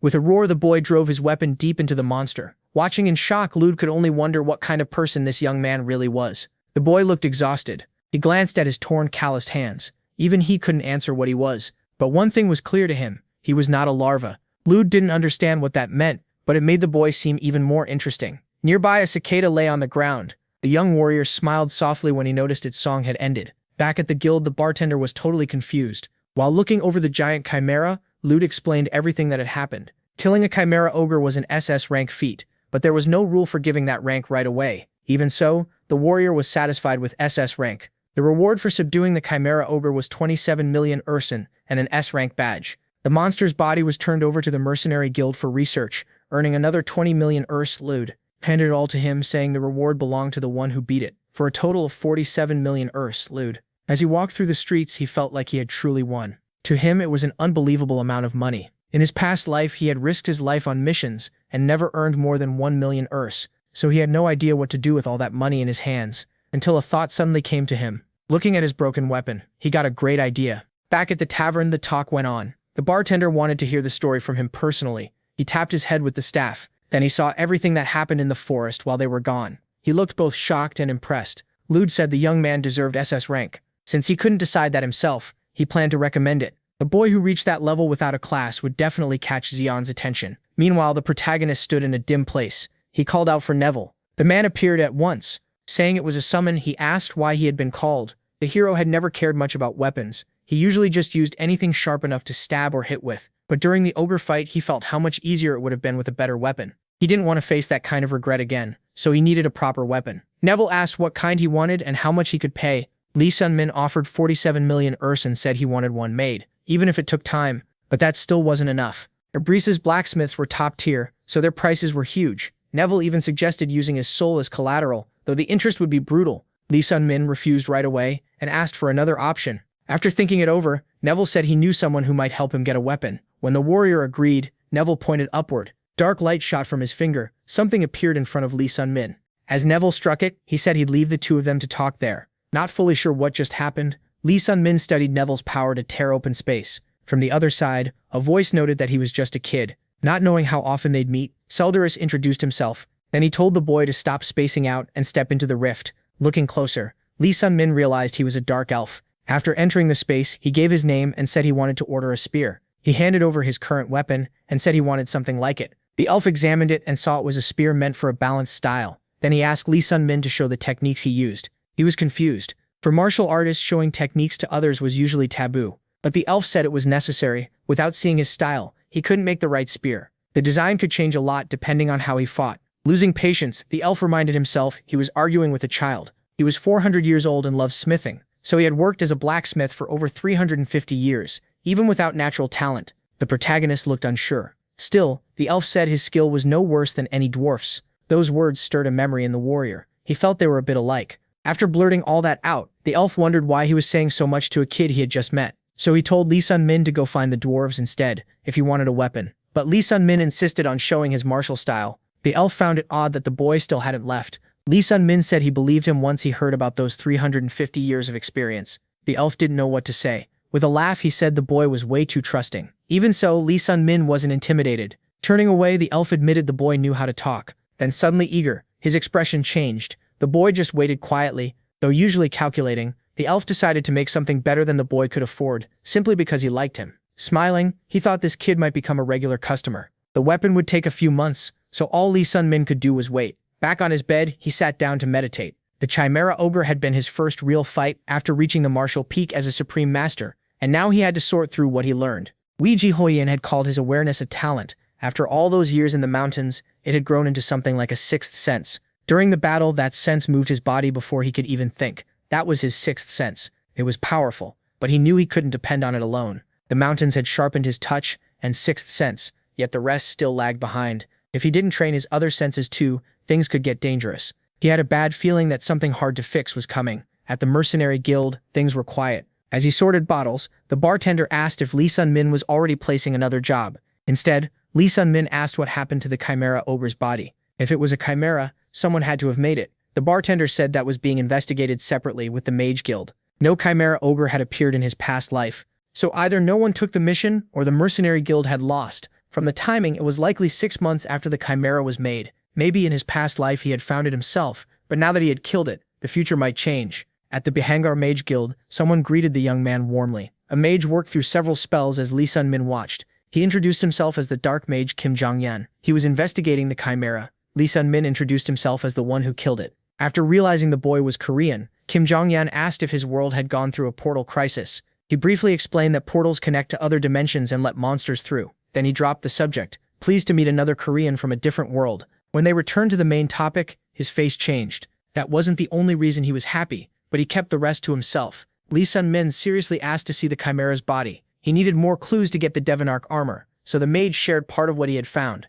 The creature wasn't fully dead, which made a full investigation impossible. Still, the dark mage who made it was probably at least mage rank. Its mouth had been sewn shut, and it seemed to have been made with a savage hunter mixed in to test the Chimera's power. Hearing that, Lee Sun-min thought back to the split corpse and understood why. When he went quiet, the mage noticed the boy didn't care much about synthetic monsters. He stayed completely still. So Lee Sun-min brought up what the mage had said earlier, that he was happy for another reason. Kim Jong-yan said with confidence that the protagonist's causality was a complete mess. A dark mage could open and read someone's soul. He stepped closer, offering advice, saying that if he were in Lee Sun-min's place, he would have fallen into despair or gone insane. Then he asked if the boy understood what that meant. Lee Sun-min answered simply, after death he would suffer forever. The mage then asked why his causality was so twisted, but Lee Sun-min distrusted him and chose not to answer. To gain his trust, Kim Jong-yan offered to swear a mana oath and never tell anyone. As the mage prepared it, Lee Sun-min grew more unsure. Still, since the man was willing to go that far, maybe this was his chance. In the end, he admitted he was a regressor who had returned to the past after dying. By breaking basic laws and piling up too much karma, his causality had become badly warped. After hearing that, the mage decided to tell him one more thing. Lee Sun-min waited anxiously. Kim Jong-yan started by saying he was strange, not just because his causality was twisted, but because he himself was too. Before he could finish, his words shook the room, and Lee Sun-min felt pain stab into his ears. The mage realized he couldn't say it. It was impossible to tell the boy the truth. Lee Sun-min was deeply confused. If Kim Jong-yan kept talking, he would die. Blood covered the mage's face from forcing out those words. He understood then that the boy's life no longer belonged to him. Shaken by all of it, Lee Sun-min didn't know how to respond. The mage apologized for not being able to explain and asked him to come back another time. Still not understanding anything, Lee Sun-min left in confusion. Then he remembered what had happened with Mercy, how she tried to destroy anyone who stepped into her territory. He turned to leave, but someone called out to him. When he looked back, he saw a woman. As she came closer, she said she recognized him from the Mountains of Mercy. Even then, he didn't recognize her. Annoyed, she introduced herself as Scarlet Lizard. That made him think harder since she looked very different now. After a short exchange, Lee Sun-min told her to stop nagging him. Furious, she punched him with all her strength. Only after taking the hit did he finally recognize Scarlet. She then asked what he was doing at the Mage Guild. He said he just had some business there, but when he mentioned Kim Jong-yan, she paid close attention. She warned that dark mages were already creepy, but that man was especially strange. Only a crazy person would get involved with him. In the end, she told him to be careful where he went and said it was nice seeing a familiar face after so long. As she left, she told him to visit her lab on the 3rd floor if he got bored. She also said to tell her if anyone gave her friend trouble. After waving goodbye, he was alone again. He thought about Mercy's words and the sentence Kim Jong-young couldn't finish. It felt like those people were treating him kindly, in a way that was too strange to be normal. He was sure something was going on, but he still couldn't see what. Too many things had gotten messy, but he chose to focus on what was in front of him. The two-headed troll was an S-rank target, worth 60 million URs. Lude showed up in front of him and greeted him. He said they'd take down the trolls together again, and he wanted to prove how useful he was. The young man said he was looking forward to it. In this second life, he had learned no one could live alone. Lude was a good friend, and just being around him eased his hardened heart. They spent 3 months traveling together and collecting mission rewards. On the last job, they split 50 million URs. To celebrate, they went to drink at a bar, but the bartender told them someone wanted to see Sung-min. It was Xian, captain of the mercenary force. Sung-min and Ludi exchanged a look at that. Everyone knew that famous name. Xian led Flare, a group of over 100 mercenaries, and was one of Bahonyar's 3 SS-rank mercenaries. He was a master at the martial peak, who had perfected the 100 mystic steps of the Sholen Fists. Sung-min had admired him in his past life, and there was one big reason why. When they met, the man introduced himself as Xian, captain of Flare. Xian was classless. Now that the boy had reached the martial peak himself, he understood it clearly. Xian would soon become a supreme master of the martial peak. He said they were both classless, and knew how cruel the world was to people like them.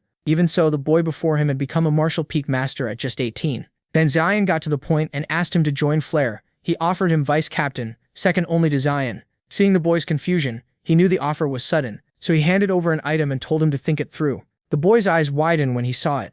Inside the box was a lesser revitalization pill, a Sholen Temple elixir that boosts internal energy. If he accepted, the pill was his. Then Xian handed him a contract and asked for his signature. It looked simple and had no magic on it. He just had to obey Xian's orders, and if he broke the contract, he would pay for it. Xian also promised a greater revitalization pill if he revealed what martial arts he had learned. Confused, the protagonist asked who would ever accept terms like that. With a grim look, the man said anyone who wanted to be a mercenary in Bahanyar had to accept them. Curious, Luda asked what answer his friend gave. The protagonist rejected the offer. It was slavery. Luda saw how bad things were and told him to leave Bahanyar. Depending on what happened next, his life could be in danger because Xian did shady things. And even if the boy stayed obedient, Xian could still make life hard for him. Lude said he once refused an offer at A rank, and after that, no one gave him jobs because they all belonged to Flare. He had to become S rank in another city before returning, but by then, Xian had already become S rank, as the protagonist thought. Lude kept drinking. He had never guessed Xian was that kind of man, even after admiring him so much. Then Lude asked if he wanted to go to Mythor with him. Just then, a man in the bar announced that the Dark Mage's dungeon had been found. It was likely the same Dark Mage who created the Chimera Ogre. Now they were forming a team to clear the dungeon, with Flare leading the raid. A voice said it had taken longer than expected. Even so, the protagonist said he urgently needed a weapon. She handed it over. It was made mainly of mithril, with black iron on the outside, great conductors for mana and Kyle. The boy stared at it, overwhelmed. He hadn't expected something this good. Neville said Lady Selgerus seemed to like him. He explained that the materials used for the weapon were extremely costly. Vega had given extra money to improve the weapon, but the elf had barely used it for herself. Still, Neville understood why she had done it. The protagonist had a strange pull that made people want to help him. Seeing the boy's face, Neville apologized for making it sound so odd. Then he left, telling him to reach out if he needed anything else. Alone again, the young man fell into thought. He wasn't shocked because the idea was weird. He was shocked because it confirmed what he had already suspected. The first time he noticed something strange was at Mount Mercy, though back then he thought it was just luck. But if something really was making people like him more, then maybe every bond and every experience he had was false. While he was lost in thought, Luda walked over. He noticed the odd look on Sunvin's face. If the suspicion was true, even their friendship might be fake. Luda hugged him and asked if he was worried about the dungeon raid. At that moment, he remembered. His fears had started being confirmed when the future changed after he killed the Chimera Ogre. Because of that, the guild searched for the Dark Mage and found the dungeon 3 months earlier than in his past life. And something else had changed too. Xian. He was pleased to see the Rising Star joining the raid. When he spotted the boy, he said this would be an easy mission. In the past, Flare hadn't joined this expedition because they were away on another job. Now they could, since the timeline had moved up by 3 months. Xian also noticed Luda was with him. Smiling, he told both of them to be careful. The dungeon was dangerous, and no one knew when or how they might die. After the orders, everyone moved in single file. Luda caught the hidden threat in Xian's words. He could kill them in the chaos and make it look natural. For a moment, the hero thought about refusing to join because of that. But in the end, the skills hidden inside were too valuable, so he went. It had been 3 months since he came back from the mountain, and he still hadn't progressed. To break that wall, he needed the magical armor Devnark, which could raise even a third-rate warrior to master level. Going back to their talk, Luda said Xian wouldn't dare act recklessly with so many people around. The raid had 27 members total, 1 SS rank, 4 S ranks, and 12 A ranks, along with Flair's mercenaries. Even Baron, the guild leader, had joined. Luda said that with his spiritual sword he'd cut down anyone who tried anything. He had no real reason to join the raid, so he was probably there because he was worried about his friend.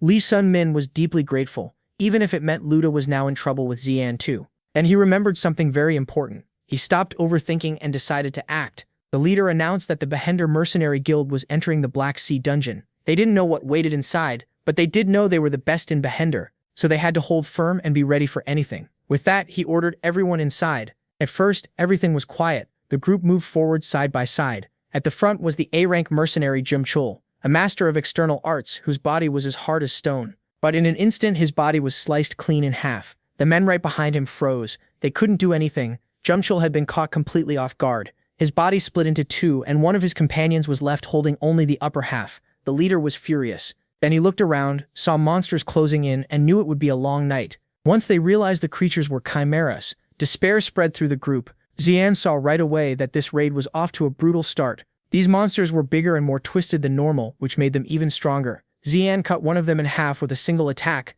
The protagonist saw that he had used the mystic steps and fist technique, and watched every move from behind. After seeing Xian's strength, he knew he still wasn't strong enough to fight him. Lost in thought, he didn't notice a chimera rushing at him. In his previous life, this dungeon had been empty. That meant the dungeon's master might really be here now. Tired and bleeding, the hero realized something was wrong. The battle wouldn't stop, and bodies were piling up. Xian saw the heavy losses and understood they might not be able to finish the raid. Still, he taunted the leader, claiming his own squad was stronger. Luda noticed that through all the chaos, Xian had only protected his own men. Just 1 hour after entering, the raid had already lost 2 A-rank mercenaries. Among the survivors, the only solo A-rank hunter left outside Flair was Tang Masuk.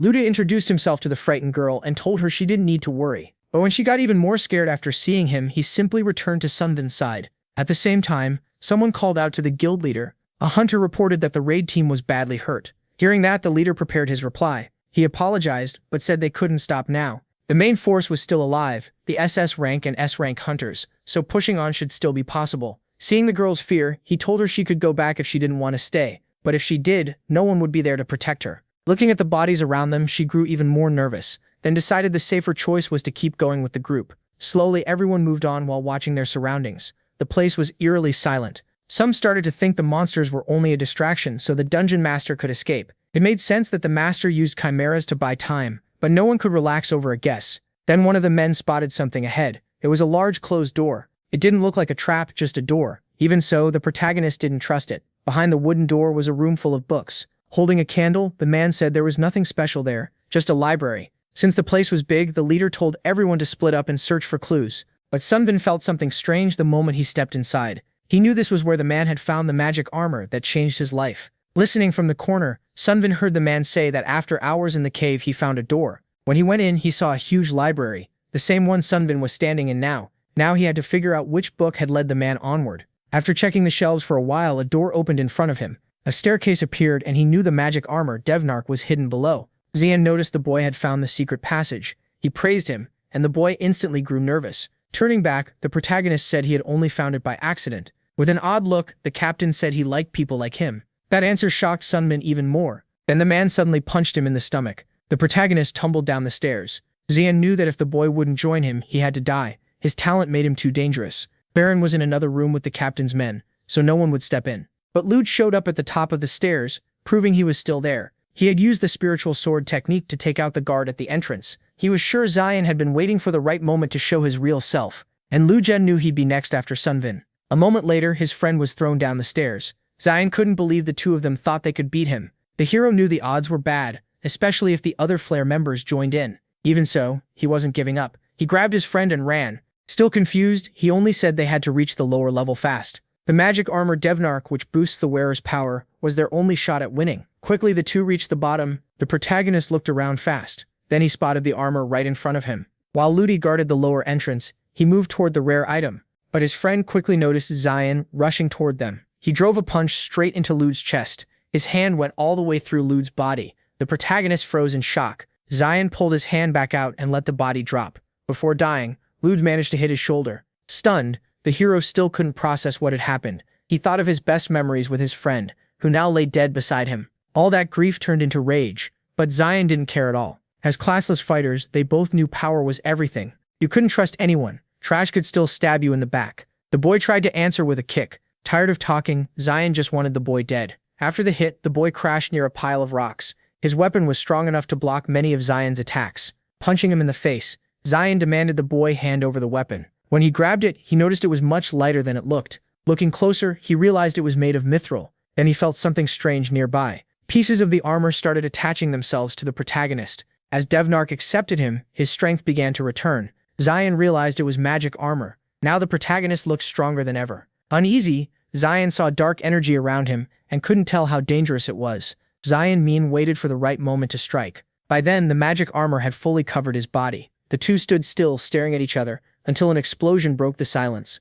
Zion had no idea what that dark energy was, or why it suddenly vanished. He threw a punch and told the boy to fight him again. Confused, the protagonist noticed no change in his body or inner energy. Even so, Zion admitted the boy had done well to dodge this long, but he'd die next. Seeing his fallen friend, the boy knew how bad things were. A hand reached toward him to finish the job. Then a mystic creature blocked the attack. Getting Devnark came with a huge price. Even so, the contract with Devnark still hadn't been completed. When Zion tried to attack the creature, he suddenly felt weak and helpless. The sixth sense the boy had sharpened warned him not to fight that thing. A huge sound boomed from underground, and the men started to run. The leader asked if it was the dark mage, but the masked one said nothing, only held up his fingers. Then the leader realized it was a lich. Sensing the danger, one man yelled for everyone to run. But the monster was much faster than everyone there. With one simple spell, it killed Baron. When they tried to escape, they found the exit blocked. The creature told them they were only there because it had allowed it. It was in a great mood that day because it had found an even better offering than the Chimera Ogre.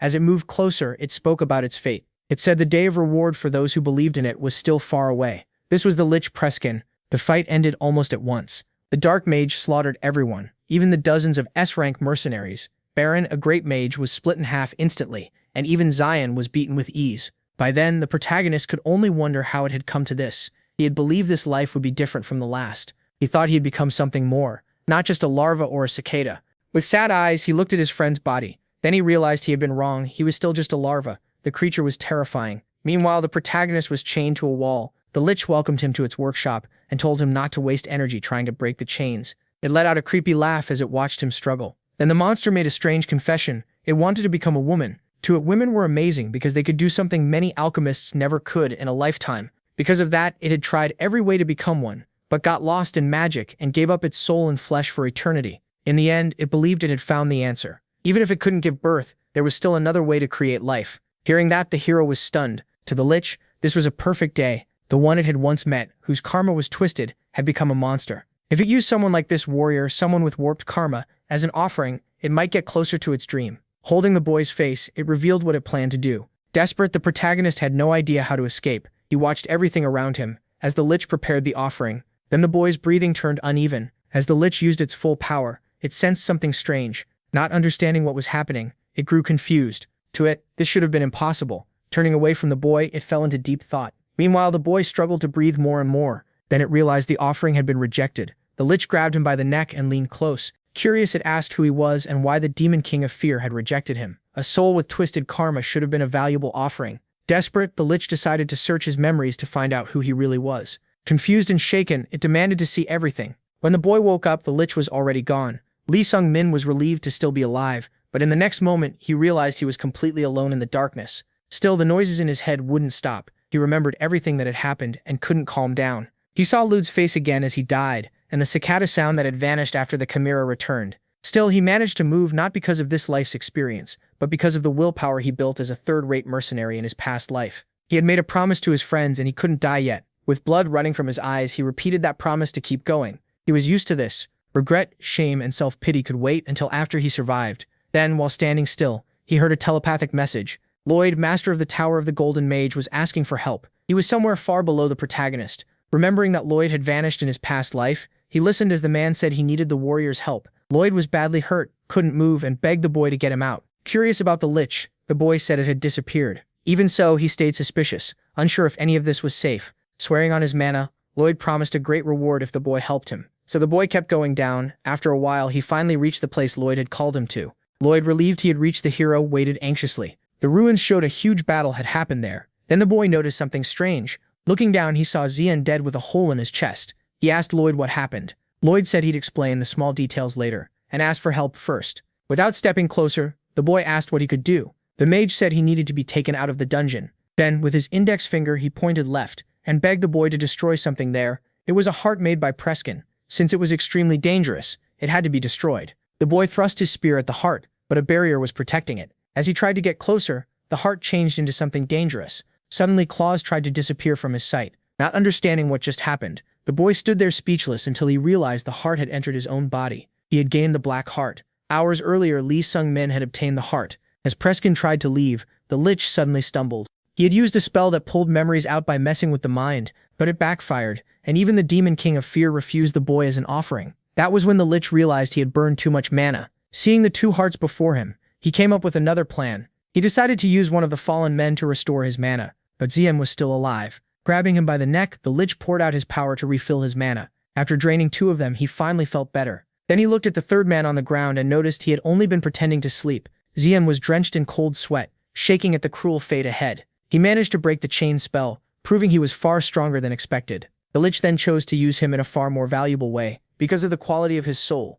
Lloyd asks what Preskin plans to do now. The mage realizes the Lich is still carrying out vile, twisted research. After 10 years, the mage had finally tracked him down. It was that same mage who had hunted him without stopping. Knowing he was weakened, he decides to destroy Preskin's body and hunt down his life core. Xian recognizes Lloyd as the Archmage, master of the Tower of the Golden Mage. He says he'll help kill the Lich, but Lloyd tells him the best help is to stay back. He isn't strong enough. The Lich grows desperate. With the offering rejected and Lloyd here, everything had gone wrong. Then he remembers the two hearts. They were incomplete, but he had no better choice. He immediately starts casting a spell. Alarmed, the mage can't make sense of that strange mana flow, but it was the result of Preskin's research. Smiling, the Lich calls it the ultimate life form. A small blast erupts underground. Then a foot appears. Lloyd is stunned as the Lich finally creates a woman. Her body and heart were unfinished, but he still had another heart. He planned to use this incomplete creation to survive, then perfect the other heart later. Seeing resistance was useless, Lloyd decides to erase that thing completely. He unleashes a powerful spell that threatens everyone around him. The Lich orders the girl to deal with that bastard while he casts another spell.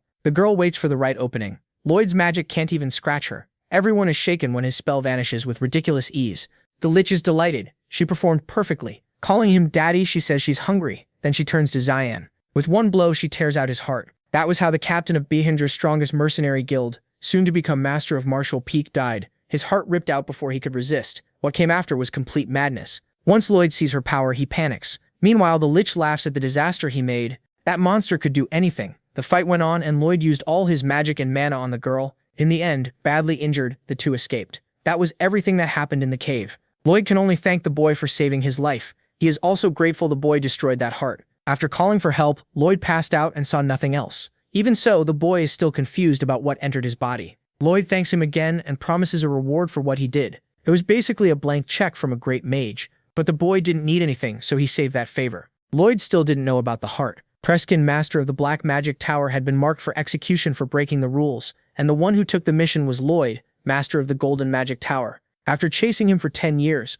Lloyd finally got his chance during that raid. In his past life, though, he died in that cave. Since the one who should have died was now alive because of the boy's regression, someone who should have lived was dead instead. He feels crushing guilt over Lude's death. Lude. He had been like a frog in a well, thinking Xian was the greatest hero in the world. To them, many monsters seemed easy to kill, and what they thought was the sky was only the mouth of a well. There was always someone living under a much wider sky. Now he wonders how strong YG Hoyan really was. Back on Mercy Mountain, he realized he was only a worm, so he refuses to despair over what he lacks, and keeps moving forward little by little. Then a cheerful voice calls out to him. Kim Jong-un says, most of the raid team died, so it's a relief the boy made it back alive. Then he notices the armor and realizes it's an incredible artifact. Curious, he asks to examine it. The boy lets him, since he has questions of his own. The armor is a forced contract item that links its wearer to a transcendent, a demon king or a demon god. It skips the normal process and forces the user into a slave contract. Using a diagram, the mage explains that it can raise a martial artist potential, but after death, that person's soul would belong to the demon king. Since nothing happened to the boy after using it, the case was very unusual.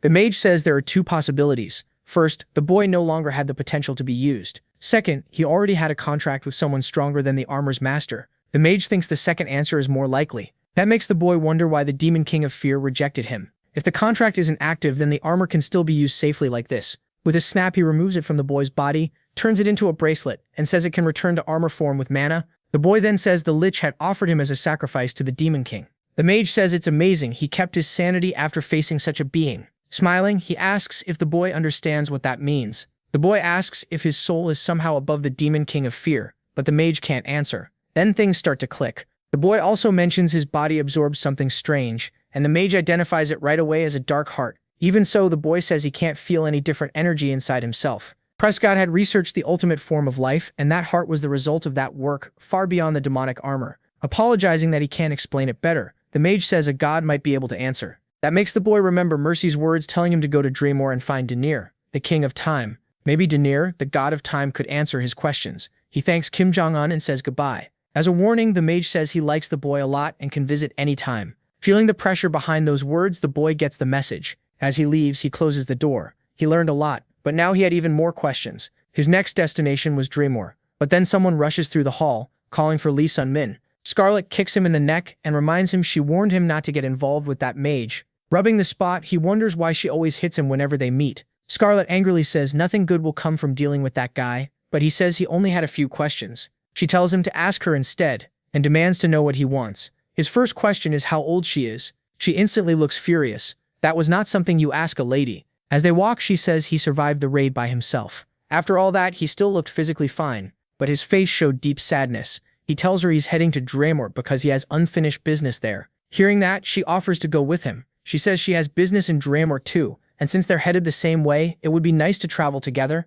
When she sees him hesitate, she asks if he doesn't want her around. Really, he just didn't know what to say. He didn't hate the idea. She was a magic genius and the future master of the Crimson Magic Tower. Becoming friends with someone like her would help a lot. But he couldn't understand why people kept treating him kindly. To him, every bond he'd made so far had been built on lies. He thinks Lude's death may have been for nothing. He has no proof, but he suspects Scarlet may want this trip for the same reason. And if something goes wrong and she ends up like his friend, he knows he would never forgive himself. That's why he doesn't want to travel with her. After saving Lloyd and obtaining the Black Heart, he searched Zian's corpse. A man like Zian, who trusted no one, would keep valuables on him. He found a lesser revitalization pill, a greater revitalization pill, and the secret Shaolin manual of ultimate martial arts.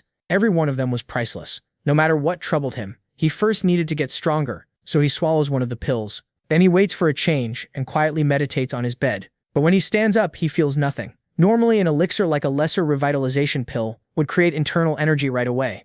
Since nothing happens, he starts to think it might be fake. Then something begins to shine inside his stomach. Something flared up. In short, the pill was real, and his internal energy shot up fast. Usually an elixir's energy bursts out, and the user has to guide it through the body to make it their own. But the protagonist absorbed all the energy from the lesser revitalization pill without doing anything. It was easy, and every bit of that energy became his. So what just happened was probably tied to the heart inside him. Then he looked at the small box. He picked up the greater revitalization pill. He absorbed the energy from both pills perfectly. In pure internal energy, he was now close to a supreme peak master. The only thing that made sense was the dark heart. Even without proof, he knew the lack of internal energy that had always held him back was finally gone. Still, he needed to make use of it. His eyes sharpened as a bold idea came to him. Later, Scarlet asks why he's heading to Braden instead of Dremmer. He says they can't travel together after all and apologizes. Since he found a secret Shaolin martial arts manual, he plans to take it back to Braden. Scarlet, seeing how young he is, says markets are full of people selling martial arts books. He explains that he wants to return it to the Shaolin Temple and get a reward. Because her business was only in Dremor, she couldn't go with him. But her face changes right away, and she says she has business there too. It wasn't really business. She just wanted to travel and see the world. She says cities don't suit her, and she'd rather train in mountains. After wandering for a while, she plans to settle somewhere nice. Annoyed, she says she'll take a bath and then join him. The two keep talking, so they were traveling together again. She grabs his head and nods it for him, saying he already agreed. After taking a few hits from her, he accepts Scarlet as his travel companion. They plan to leave a week later, and he tried to see the good side, someone to talk to, and a safer road. Then a strange girl walks up and asks who he is. In the night, the two freeze and watch her carefully. Both of them are confused by what's happening. The girl starts changing, saying that after meeting him, she began to feel strange. Her hands twist into huge, grotesque shapes. She curiously asks who the boy is.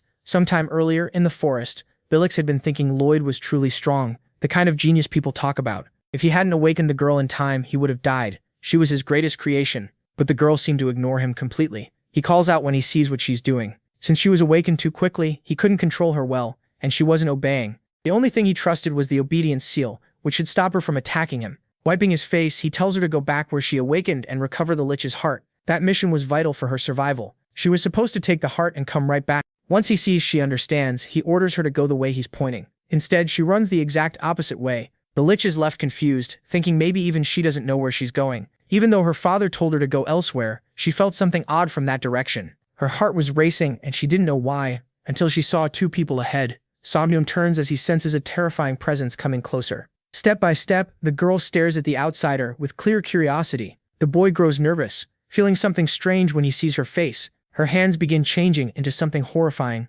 Lee Somnium sees the desperation in her eyes, and then her body starts swelling. Scarlet can't understand why her companion is just standing there, unable to react. She casts a spell and fires at the girl. It smashes the tentacles bursting from her hand, but the protagonist feels pain in his heart and knows he needs to recover. Scarlet stares at the girl in confusion. She has never seen anything like this. Maybe this was Preskin's Tremera, the one Lloyd mentioned, and maybe she came for the heart. That girl killed Xeon instantly, and even the great mage Lloyd barely survived fighting her and Preskin. He decides to use his bracelet. If he wanted to save himself and Scarlet, he had to use the armor. A burst of energy comes out, and the suit covers his body. At the same time, the girl readies another attack. Dark tentacles lash out as she rushes him. With his weapon ready, he spots the attack and turns to meet it. He leaps forward, trying to close the gap. He attacks any way he can, trying to wound her. Her fighting style is bizarre, and her blows are even stronger than the ogre Tremera's. If the elixir hadn't boosted his internal energy, he'd already be in serious trouble. Scarlet tells Somnium to move so she can cast. As she's thrown back, she unleashes a fire spell. The girl notices and tries to dodge, but the hit lands and she feels intense pain. Scarlet says the child has strong magic resistance. She can block most magic, but Scarlet's power is different. Normal resistance doesn't work because Scarlet uses enchantments to form her secret magic. Still, she doesn't expect an attack flying at her. The protagonist quickly jumps in front of her and shields her as flames tear through the area. For a brief moment, he thinks through what he's facing. Remembering Xeon, he realizes this may be the mystic fists of 100 steps. Lloyd had said the girl ate Xeon's heart, so she could gain the abilities of whatever she consumed. Now he was sure she was a monster. The pressure leaves him dazed, but the girl never slows down. She attacks again, and he can't overpower or control her blows. While fighting, she reminds him that she asked him something. She still wants to know who he is. As he blocks her attacks, he's only thinking about how to escape. Getting another spell ready, Scarlet tries to pull the girl's attention. After striking her in the face, Scarlet mocks her for wasting her luck. She keeps provoking her, saying she's really mad now. The girl's expression changes at once. Her eyes catch something strange. Then hands grab her feet and stop her from moving. It was Scarlet's spell. Meanwhile, the protagonist slips in without her noticing. He swings for her face, but she tears off her own legs to break free. He freezes at the sight. After mutilating herself, she starts to fall, then quickly uses another kind of magic to reshape her body. Before they realize it, her legs are already restored. Both of them are furious, knowing this fight won't end soon. In moments, she regrows both legs. Even the burned flesh heals. Scarlet is deeply annoyed, but she knows even this kind of regeneration has a mana limit. If they keep working together and dealing heavy damage, her mana should eventually run out, and they could win. Then the girl shows more of her power. Seeing that amount of mana, Scarlet says to forget the plan. This was much worse than they thought. The battle goes on. The protagonist keeps defending himself, even though he's exhausted. As he falls, Scarlet asks if he's okay, then snaps that he can't die and leave her alone. At that moment, he realizes something has to change. He had already changed the world around him. He became something different in the mountains, but it still wasn't enough for the dream he wanted. A larva is meant to crawl, and if one step isn't enough, then it must take tens of thousands more. He thinks he failed because he was satisfied with only one step. Back in the mountains, he didn't leave just for the maniac's armor, and when he met a wall, it felt too high. In the end, he looked for an easier road and used the demonic armor as an excuse to leave. The cost was huge. He lost his loyal friend, so he saw himself as weak and pathetic, and that was why he had to fight. He understands now that choosing to run was wrong. He feels again the weight of the spear he hadn't sensed in so long. The static hum, the cicadas. He only wanted to stand beside her. No matter what, he wanted to change his fate. More than anything, he didn't want to die. His dream was too big for a larva, but he still refused to let his life end here. None of this was easy, but if he had gained something he never should have had, then one step was never enough. As he reflects on his life, his weapon grows stronger and stronger. The moment he accepts that he wants more, his strike becomes exact. Then the spear pierces the girl's arm. He stands firm to protect Scarlet. He won't let anything happen to her. Annoyed, the girl demands to know who he is. As the spear keeps tearing through her body, Scarlet listens closely, blood covering his face. He gives his name, Lee Sung-min. At that moment, an arrow slams into the girl. She reveals her own name, Ain. With his spear raised, he stays on guard. Blood spills from her mouth and wounds spread across her body. Then she turns and runs. After that brutal fight, the warrior is completely drained. When Lee Sung-min opens his eyes, he's lying in a bed. Beside him, Scarlet is quietly reading a book. She says he was lucky to survive. He'd been unconscious for about 3 days and they were in a nearby village. She called a doctor and used a potion on his outer wounds. When he says he can move just fine, Scarlet is shocked. He had several broken bones. Somehow those fractures healed in only 3 days. It might be the Black Heart. Confused, Scarlet studies him more closely. She asks if he's hiding something. She also wants to know who that monster child was, since he seemed to know more. Telling him not to keep secrets, she demands the truth. At first he stays quiet, but after Lee Sung-min explains everything, Scarlet understands why he kept crossing paths with that psychopath, Kim Jong-un. Her friend had gone through hell and ended up with a piece of mana holding amazing power. Even so, she says he's lucky to have a strong partner like her to help him. Seeing his look, she says she expects a huge thank you. Then he wonders why she didn't run. It was a life-or-death fight, and the child was only after Lee Sung-min. So Scarlet could have escaped any time, but she couldn't leave him there to die alone. Getting up, she says she just couldn't do that. She steps a little farther from him. Lost in thought, she asks if he's ever seen war. After a pause, she says that when she was young, before becoming this hot, a war broke out. Though she doesn't know exactly when or where it began, she says war is cruel enough to steal everything, even the village where she grew up. Everyone precious to her was gone. Lee Sung-min listens closely. She says the loss was hard to live with, so she tried not to get close to anyone. Still, she couldn't leave him alone after seeing all that happen. Looking at him, she asks if he's ever lost someone too. He stays silent. With a small smile, she tells him not to worry. His friend isn't dead. She says she's made it through war and all kinds of trouble so far, mostly thanks to crazy luck. Besides, she didn't even get to use her secret move on that girl. Scarlet knows he'd rather travel alone because he's scared of losing people, but if he wants to protect them, he has to get stronger. Pointing at him, she says he needs to become strong enough that this never happens again. Smiling, he says he already knows. By the end of their talk, he feels a lot better. Scarlet tells him to rest a bit more, then leaves, saying they'll head to Britain tomorrow. He thanks her for helping him. As she walks away, he thinks over everything. Gripping his weapon, he swears to become stronger. His mind flashes back to the night before, to that last moment, when a stronger force burst from his spear, so he knows there's no point wasting time on small worries. As power rises from his weapon again, he hardens his resolve to keep growing stronger. The red-haired girl says they finally made it to the city of Brendan. Excited, she says it's her first time in a central district city, and she's glad they weren't attacked like before. She keeps talking and asks Lee what they should do first, but he says he hasn't decided. She suggests they rest and grab something to eat. When they enter an inn, they're welcomed and take a seat. She starts talking about what to order, but Lee isn't sure either. She admits she's never eaten food from the central district, so she has no idea what to pick. Then she mentions there are some flies buzzing around. Lee notices 2 men staring at them and asks Scarlet if she saw them too. He says the pair looked them over the moment they walked in. She asks why, and Lee says it's probably because of him, which only confuses her more. He explains that when a martial artist reaches the supreme level, they gain origin reversal, so others can't sense their energy. Lee Sung-min has reached one condition for becoming a supreme martial master, but not the rest. Scarlet realizes his inner energy is spilling out, and that's what drew those flies in. One of the men overhears that and asks who she's calling flies. He says she has a sharp tongue, then asks if that's part of her charm. Annoyed, she asks what nonsense he's talking about. The man gives an awkward laugh and keeps flirting, but she tells him to shut up.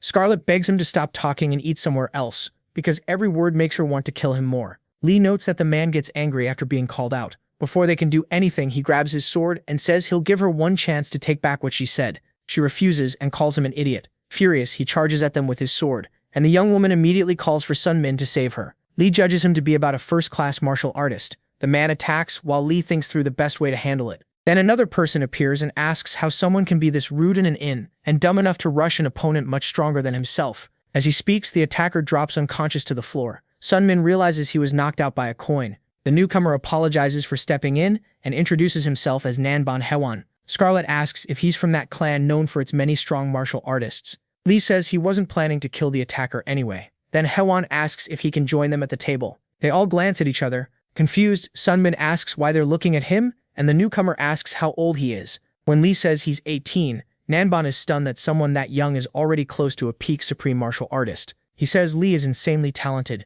Then he asks if maybe he's the little celestial demon Yji Hoen, making Lee spit out his coffee. The man says that's the only monster he can think of who could reach that level so young. Lee asks if he knows the little celestial demon, and Hoen says of course he's famous. He adds that area only has 3 martial artists called celestial demons, Bakmasin, the berserker Bayat Wonpei, and the little demon Yji Hoen. He also says there's a rumor that the celestial demon is a woman. Then he asks directly who Lee really is. He introduces himself as Lee Sunmin, and Nanbon admits he's never heard that name. Curious, Lee asks what else he knows about the little celestial demon, but Heewon says that's all he knows. If Lee wants more, he'll have to ask around. Then Heewon asks Sunmin to fight him. Lee is surprised, and the man quickly says he means no harm. He just gets competitive when he meets a strong martial artist. Lee agrees as long as it's a friendly match, and that makes Heewon happy. But he adds that a simple fight is boring and suggests a wager. Lee asks what kind, and Haewon says nothing serious. His idea is that the loser becomes the winner's brother. After agreeing, the two head to a battle center and get ready to start. Sunmin says he doesn't know if he can live up to his new friend's expectations, but Haewon laughs and says he's being too modest. As Lee studies him, he notices the energy around the man has completely changed. He realizes his opponent is very strong, at least peak supreme martial artist level. Both get ready, and Nam-gon starts with a few strange movements. Lee notices them but refuses to let himself get thrown off rhythm. He strikes first with the Shadowless Soul Flight strike, first form, but is shocked when his opponent tears through the feints with incredible speed. The fight keeps going, and Heewon presses in with another attack, saying he's enjoying himself. Then he uses an energy-absorbing technique which makes Lee tense up. To defend himself, the protagonist uses the Spear of the Nine Supreme Heavens first form along with a soul-chasing lethal strike. Even in the middle of the clash, the opponent shifts his sword, which impresses Lee. Nam-gon says that if Lee had used a real spear, the attack would have been far more dangerous. He adds that he can't afford to play around, and he has no plans to call someone younger than him older brother. Soamsmin replies that the bet doesn't really favor him anyway, so losing wouldn't cost much. As Scarlet watches, the opponent asks if Lee is finally going all out, since martial artists hate losing. They both keep trading attacks as the fight intensifies. After a heavy strike, Lee thinks he has his opponent trapped, but the man breaks free. Lee doesn't want to admit it, but his opponent controls energy better than he does, so he pours in internal energy to force some distance. The power of the Spear of the Nine Supreme Heavens erupts. Countless after images appear to fool the enemy's eyes. Lee knows that out of all those images, only one is real, and he has to find it and face it. But Namboon overwhelms him and declares he won the duel. With a sword at his neck, Sunmin admits defeat. Still, he knows he has a long road ahead. Laughing, Haewon says Lee fought very well, and the gap between them isn't that huge. He also praises Lee's spear technique, but he says the advanced moves weren't used well, probably because Lee hasn't had many chances to test them against true masters. He adds that Lee still isn't used to controlling his inner energy, so even small hits are hurting him more than they should. He says this from experience. The young man can fix those flaws fast by fighting more. Namgung then says that since they're brothers now, he wants Lee to come with him somewhere, to the Shaolin Temple. Surprised, Lee says that was already his destination. Nearby, Scarlet hears them, calls them noisy, and asks if the fight is over. Seeing them together laughing, she asks what is wrong with them and says she doesn't like it. Far away, an old man in meditation says he can feel something coming. The omnipotent god of chaos is drawing near. That is why Namgung Haewon is heading to the Shaolin Temple. Lee says he goes there every year around this time to see Master Abbot Bolian. His friend says the heirs of the other three great clans do the same because of an old promise, though he'll explain that later. So the three of them head to the Shaolin Temple together. On the way, they talk about the four great clans, Namgung, Jaegil, Moyan, and Tang, and how their heirs are around the same age. Their patriarchs once tried to unite all four clans into one. But when it was time to do it, they started arguing over who should lead. In the end, they left that choice to the next generation. Master Bolian, the Shaolin abbot, was chosen as the judge, and he would decide which heir should become leader. When they arrive, Haewon greets the people there and says he was delayed by other business. Lee looks around and realizes everyone present was famous in his past life. Then someone from the Tang clan asks if Lee was why Namgung came late. Haewon snaps at her and asks who she thinks she is to call him that guy. He introduces Lee as his little brother, a martial master close to the supreme martial peak before turning 20. The girl wonders how someone that talented could be his brother, then realizes Haewon is trying to raise his standing among the young heirs. Lee catches on and asks if that's the real reason he wanted a brother. Haewon admits it. Still, Lee says calling himself his brother is no big deal. Jaegil cuts in and asks how long they plan to drag this out. Haewon tells the group he's going to see Master Bolian and that Lee can rest for now. As they leave, Scarlet says she wishes she were the friend. He lost the fight but still came out ahead. A man calls them over and says he prepared food for them. They hope the temple meals are still good. While eating, Scarlet complains there is no meat, and Lee says of course not. They don't eat that here. While thinking, Lee reminds himself his goal is simple. Get the secret scroll and return it to Dromore. Then a man enters the room and says the abbot wants to speak with him. As he follows the man, Lee is confused. He has no idea why the master wants him, and even in his past life he knew little about Master Bolian. Almost nothing. Except one thing, his nickname was the eccentric Buddha. When Lee arrives, the man asks if he is loved by the omnipotent god of chaos. Lee is baffled and asks if this is Master Bolian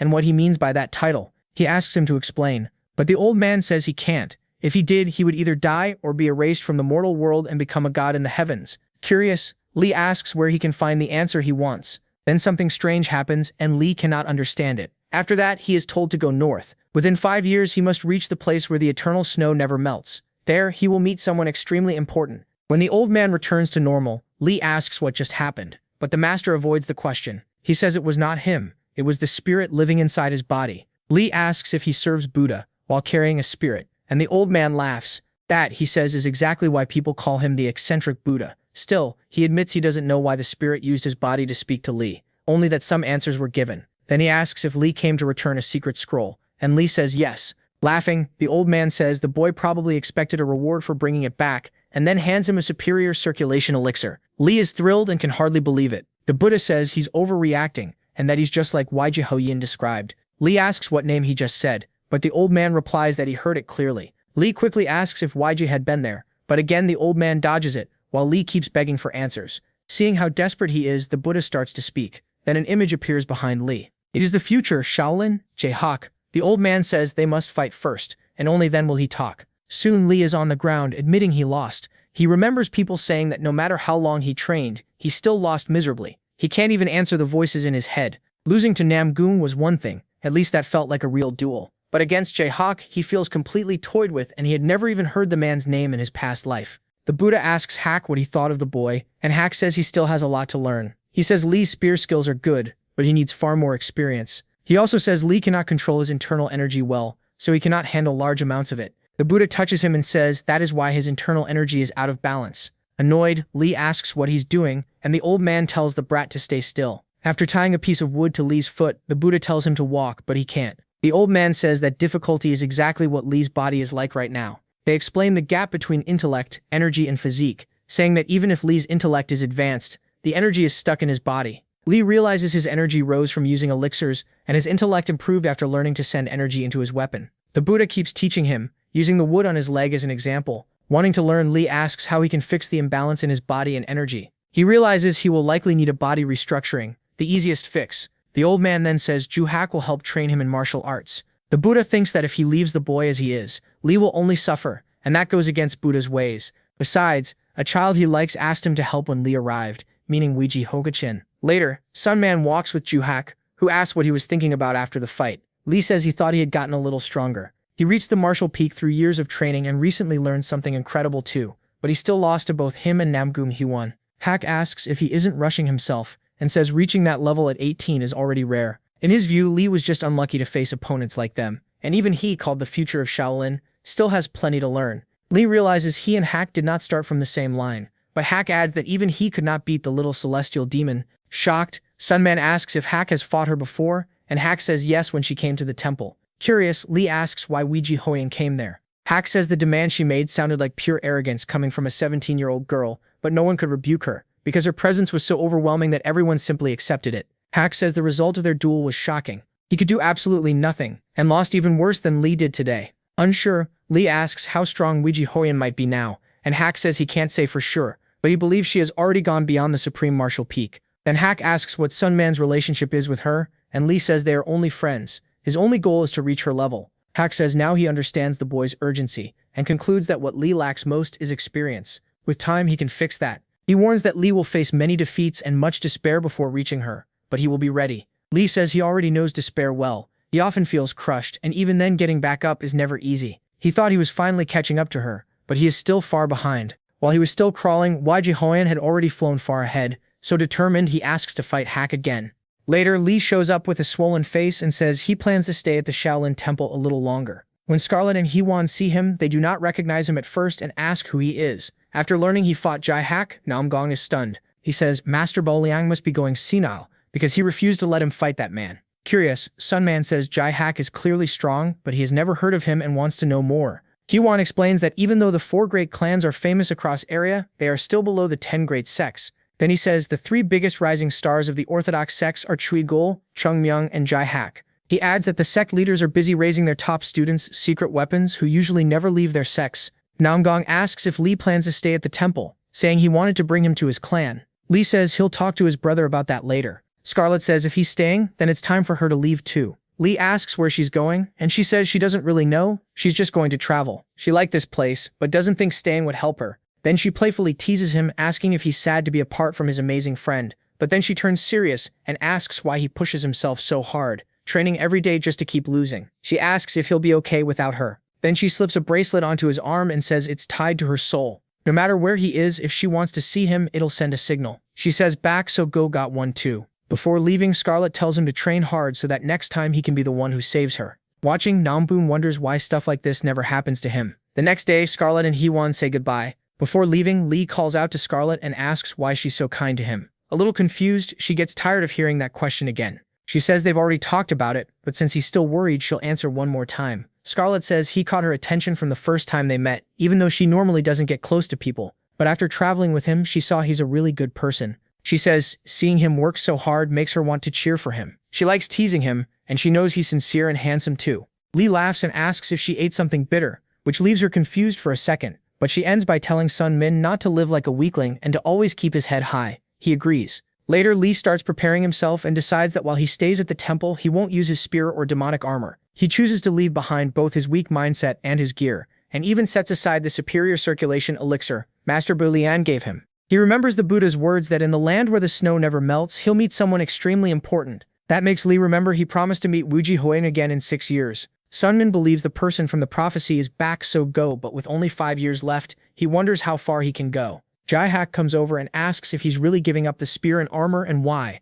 The Buddha answers that using those tools during training wouldn't be right. Hak explains that martial arts are about using the body, but the thing guiding it is the heart. He says the heart fills the body and turns into the energy it needs. Then he tells the boy to truly watch Shaolin and experience it himself. Lee thinks he can still hear the cicadas like the sound is stuck in his ears and decides he'll deal with that before leaving. During training, Hak says the boy's basics are strong and show how hard he's worked. Still, the spear art he learned, though advanced, feels messy. The boy admits it's because he ran away. No matter how much he trained, he couldn't improve, so he gave up and focused on simpler techniques instead. Hak says if basic triple sword techniques alone could make someone an advanced martial artist, there'd be no point in learning higher arts. They keep fighting while talking between blows. Lee says that's why he won't run anymore. Hak tells him the path of martial arts has no end. His job is to keep finding what can still improve. He says Lee isn't a genius, real geniuses were already flying while he was still crawling, so he must not give in to despair. Hak says he once thought he was flying too, but after seeing the little celestial demon, he realized he wasn't even close.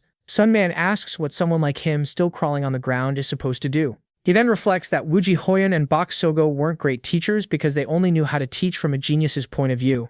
Jae-hak feels like the better teacher, since he was raised by countless monks and learned over 72 martial arts. When Lee tries to strike Hak, he gets punched in the mouth, and the man says his senses are still mixed up. On top of that, he's not used to energy circulation yet, and needs to improve it. His understanding is still weak too, so he has to work even harder. Lee says that day he realized how small he really was, but he didn't run. He kept training the supreme spear of the 9 heavens like his life depended on it. He trained his internal energy too, but it was hard and progress came slowly. He sharpened his 5 senses and finally brought them into balance. Whenever he felt lost, he trained even harder. Time passed, seasons changed, and he still couldn't beat Jae-hak, not even once. So he chose to study Shaolin itself and learn from Hak. As he watches, Lee thinks the world is huge and he is tiny, but he still wants to rise into the sky and see it all from above. Then someone interrupts, asking if he'll ever climb out of the well. It's Master Bu Liang. He says Lee has changed, which surprises the boy. The Buddha says martial arts could let him live peacefully inside that well, but asks what he truly wants. Sunman says he wants to see the world, and the old man replies that anyone can do that, so Lee says he wants to fly above it and see everything from there. Bu Liang says that's a big dream for someone still so small. Lee answers that he does want to dream, but flying isn't just a dream to him. The master asks what he's learned in these past 6 months, and Lee says he's learned how to crawl the right way. Saying that's a good start, the old man tells him it's time to learn to walk.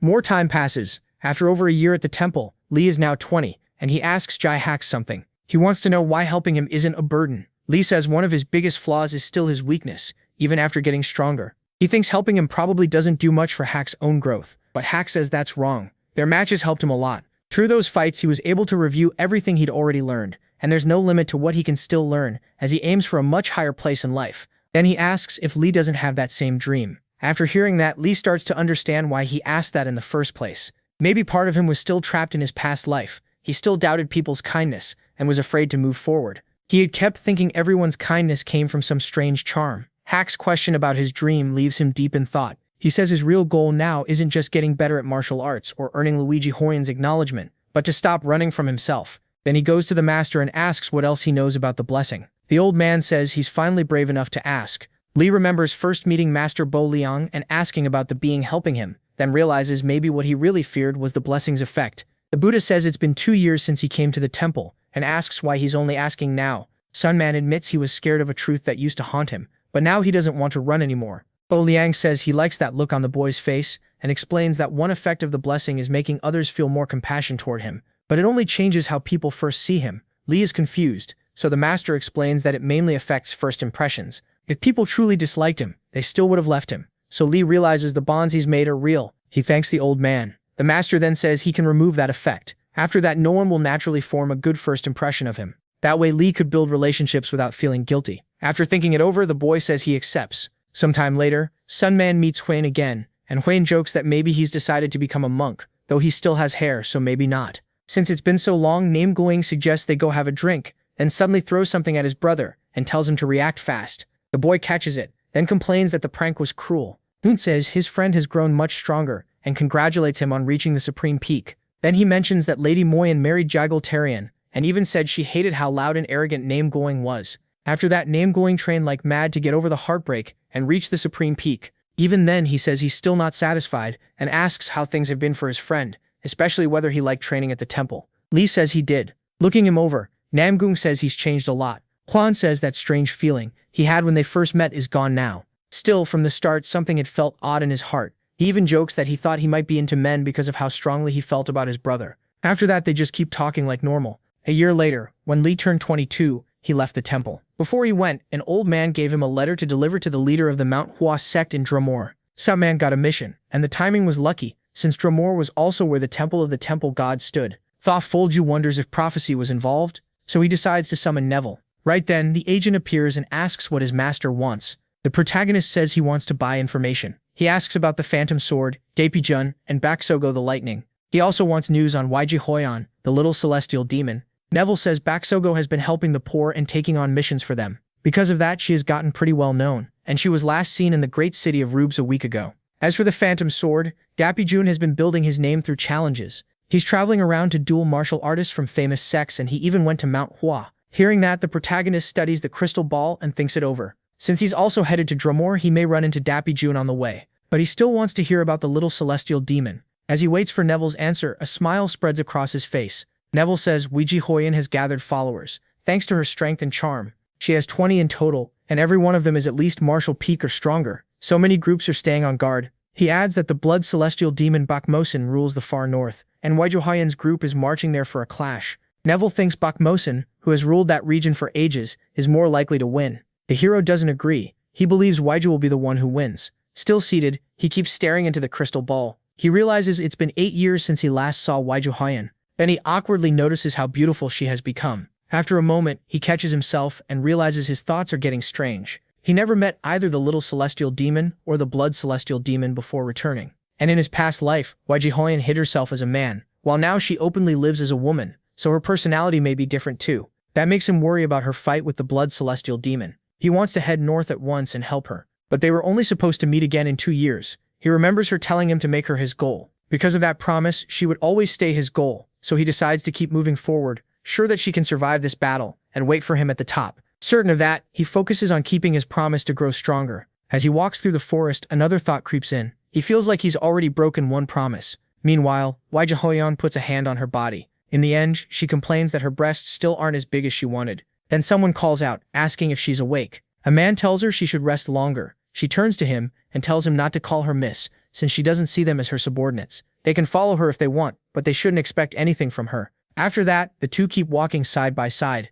She notices everyone staring at her with curious eyes. That look reminds her of how people watched her back when she was the young master of the demonic cult. Thinking of some missing men, she mutters that she could just kill all those damn worms. Then someone asks if she is the little celestial demon. Bakmeson steps in front of her and says she looks eager to fight him. She answers that she wants to see how strong her fellow blood celestial demon really is. With a hand on her chin, she notes that her Kali was unlucky to be found by her so easily. Seeing her arrogance, Bakmeson questions whether she can actually beat him. Before the fight starts, she suddenly asks which hand he uses to hold his fork. It's only a taunt. She says that's the hand she'll leave attached. At manhwa sect, a guard asks the protagonist why he has come. Holding the item out, he says he's here to deliver a letter from Master Bullion. The guard quickly apologizes and escorts him to the sect leader's quarters. Once that errand is done, the protagonist plans to find the god of time, Denner. But then someone calls out and asks if he's the boy from the Mercy Mountains. It is Dak Bijun, and the protagonist recognizes him at once. Glad to be remembered, he talks with the man who says he'd never forget what happened on that mountain. He says that was the hardest time of his life,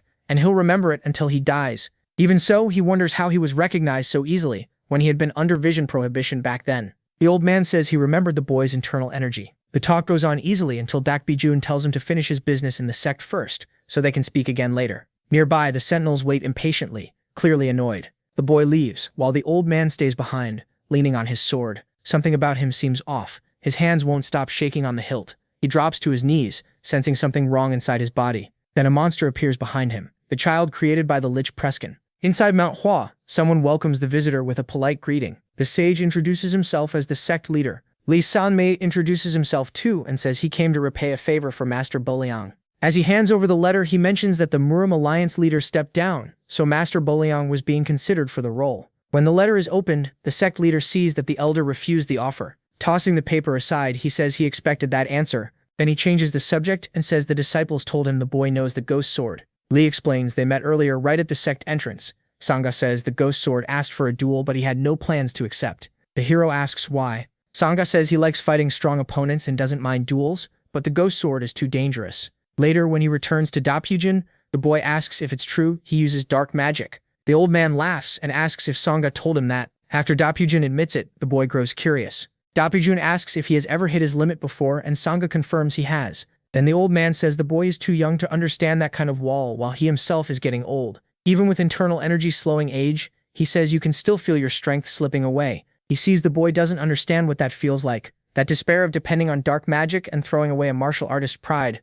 Ashamed, the old man falls quiet, then tells the boy to get out. He doesn't want him seeing that side of him. Sangha leaves without a word, knowing he has nothing to say and choosing not to pry. He goes to find Denir's temple, the one Mercy mentioned, and stops at a small shack. Inside, he meets the god of time, Denir. He's shocked to find that Denir looks like an ordinary child. Puzzled, the boy asks if Mercy sent him because he had become troublesome. He guesses Denir knows he crossed time to be here. As expected of a god, Denir sensed that right away. Introducing himself properly, Denir says he is the god of time, so things like that are obvious to him. Naturally, he feels uneasy around someone like the hero, who broke time's rules and disturbed the world's flow. Not fully understanding, the warrior listens as Denir explains. He isn't living this life as if it's his last. He's changing things, meeting the same people, eating the same food, and repeating life differently. Denir says even the smallest change can grow into something much bigger, like a snowball. For example, Wiji stopped dressing as a man and is now facing the blood celestial demon, something that never happened before. Denir angrily says the hero's existence alone is enough to twist that world. There are already many differences, and they will only keep growing with no end in sight. Just by existing, he is warping the world's order. The protagonist answers that he chose to return after awakening something within himself. Even if he asked, a god of time wouldn't tell him everything. Gods aren't all-knowing or all-powerful. They're just living beings who can still die. That's why they stay silent or lie, because telling the truth would put a target on them. At those words, the protagonist's face suddenly changes. Then Denir senses the apostle's presence, and because of that, he says this topic ends here. After apologizing, the apostle vanishes from the scene. The protagonist wants to know what just happened, but Denir avoids it unless he's willing to visit Judas. He says neither God nor mortal can answer that. Confused, the boy asks if learning the truth is impossible. Denir says no and tells him to seek Enverus. He is the one who escaped the mansion of the dead, a special case, though different from the protagonist. After giving that clue, Denir tells him to leave. Before going, someone asks for a trial. At once, the god's gaze changes. Seeing the hero's real motive, he guesses the boy already finished Mercy's trials. Even so, he says the boy won't get what he wants. This trial won't be training like Mercy's. Anyone who survived Denir's trial could kill the protagonist in an instant, and every one of them went mad and died. After Denir threw him out, the protagonist left the shack. The god told him to clear his head before coming back. He went back to rest like Denir said, but the village felt terrible. Dapijun had ambushed the Taoist Sangha at Sangmang and killed him. From his memories, he knew Ghost Sword and Sangha never fought in his past life. The next year, Dapijun was supposed to face Wuji Hoyun in a dungeon and die there. That was how it originally went, until someone changed everything. As he walked, he reached Mount Huasek without noticing, but a man stopped him. The guards were in formation, chasing Ghost Sword, who used dark sorcery to kill the sect leader after being denied a duel, so the protagonist couldn't keep going. One desperate subordinate said someone had been seen talking to Ghost Sword yesterday. Once they thought he might be an ally, everyone got ready to fight. Because of the regression, someone was dead and Ghost Sword was being hunted. But the protagonist didn't know if he should blame himself or even what he really felt. Still, he had to protect himself and find Ghost Sword right away. In the middle of the clash, someone called his name and said it was surprising to meet him there. Kim Jong-un called it fate. The mage stopped the fight and said he knew the young man well. The area was sealed off for now, but the boy kept trying to enter, so everyone assumed he was there to help Ghost Sword. Kim Jong-un asked if that was true, and the protagonist didn't give a real answer. The two simply stood there facing each other. Then the mage decided to go with Lee Sung-min. To everyone's shock, he told them to let the pair pass. He asked for their trust, saying if the boy showed any threat at all, he could cut off his head. The protagonist thanked him for helping. Then he asked about Doche Baijun. But the mage dodged it and said he expected something strange. A corpse nearby showed clear signs of dark sorcery. The skill was called Vital Drain, an art that steals a person's energy. No wonder people called him the demonic sword. Byosuke Bianjun did this. And now manhwa wouldn't be the only group after him. The whole era would want him dead. Even heaven's favor wouldn't save him. As they spoke, a crow landed on the mage's shoulder. It was his familiar, returning from scouting. With the bird back, Kim Jong-un learned something new. He looked at his friend with a grim expression. He said the Taoists of Mount Hua would be delayed. After blocking their messages, he asked to speak with the protagonist alone. Even martial masters would just be drained by Vital Drain and make the enemy stronger, so the mage was helping the boy purely out of curiosity. He wanted to see how this would change the flow of life. Those words made the hero suspicious. Then a voice holding an instrument asked if they were done. Had just finished fighting some men. Even exhausted, the boy refused to give up. He rose and used the fifth stance, the supreme spear of the heavens. His opponent waited calmly. Then his face shifted when he sensed something off. The strike wasn't strong enough to hurt him, and it slipped away. With just his sword, he smacked the boy on the head. That technique was clearly too much for the young man's body. With a lump on his head, he lay there too weak to rise. Now, in the forest, the warrior finally faced Doke Baijun. The old man sensed him in the dark, and after a quiet pause, the boy said he had something to ask. He wanted to know what the old man would have done if they had met at the sect entrance, and how things might have gone if he had never explained why the leader refused his challenges. After a long silence, Doke Baijun finally answered. He would have given up. Back then, he thought he was simply too weak to challenge the leader of the greatest sect. Later, he learned it wasn't about strength. It was because of his sorcery. Since he couldn't face him openly, he broke into the sect at night and got the fight he wanted. His face was covered in blood and his eyes had a cursed look. The old man said the world was huge, and that leader was the strongest person he had ever fought. So to him, it was a perfect battle with a satisfying end. The young man was stunned. He remembered his friend in the mountains and everything he had been taught. Then he closed his eyes as he sensed the strange thing before him. Realizing the Taimiwas had died because of him, and now Doke Baijun had become this, the old man told him that even if that was true, those choices were still his own. There are too many things in this world no one can fully know, so the boy couldn't carry all the blame. But he still felt responsible, and couldn't accept that answer. Seeing how stubborn he was, the old man thought the boy was too full of himself. The protagonist knew Doke Baijun was stronger than him. Too many people across different lives had suffered just because they crossed paths with Lee Sung-min. Even so, he still held his spear for his own sake, but he was sure every death tied to him would stay on his shoulders, and he knew that weight was almost impossible to bear. Even then, he meant to face the demonic sword and kill him. Knowing the fight would be hard, he asked Kim Jong-un to call the Taoists of Mount Hui. Doke Baijun was much stronger now, after absorbing the energy of more than 10 people. Sword in hand, the old man wanted to see how much the mountain boy had grown. The hero realized he had turned into something far more terrifying. In the dark, the old man said the boy was still young, and he was ready to fight. Looking at that dreadful face, the hero understood. Doke Baijun was a vampire. This vampire, tied by blood to the demonic sword, was either incredibly strong or simply not trying very hard. A vampire can escape old age by drinking the blood of stronger beings. Even so, he was still an old man at heart. Then the fight began in full, showing what both of them could do. Baijun was highly skilled and knew how to guard against heavy attacks. But even if he was a lesser vampire, that didn't make him weak. He carried the power of a transcendent vampire master, so lowering your guard was never an option. The vampire rushed in to strike. The boy answered with a soul-purging assassin thrust. Trying a new attack, the old man's sword shook in his hand as he lost balance. Then he suddenly stabbed it into the ground. At the same time, someone sprang forward in one huge leap. He drove his spear toward Baijun, but with incredible speed the old man dodged it. Reading the boy's intent, he lunged back at him. The boy panicked at how fast the vampire was. He gripped his spear tightly and spun it around his body. The old man attacked again, but the boy slipped away. Then, before his enemy noticed, he pierced his chest and threw off his balance. Confused, the old man couldn't track the boy's movement. The boy had mastered the new techniques of Lee Kang-won and Bok Sogo. Blood in his eyes, he aimed his spear at the enemy. Not wasting the moment, the old man gripped his sword with one hand and swung at Sung Min. With several quick steps, the boy prepared the supreme spear of the 9 heavens with the hidden serpent strike.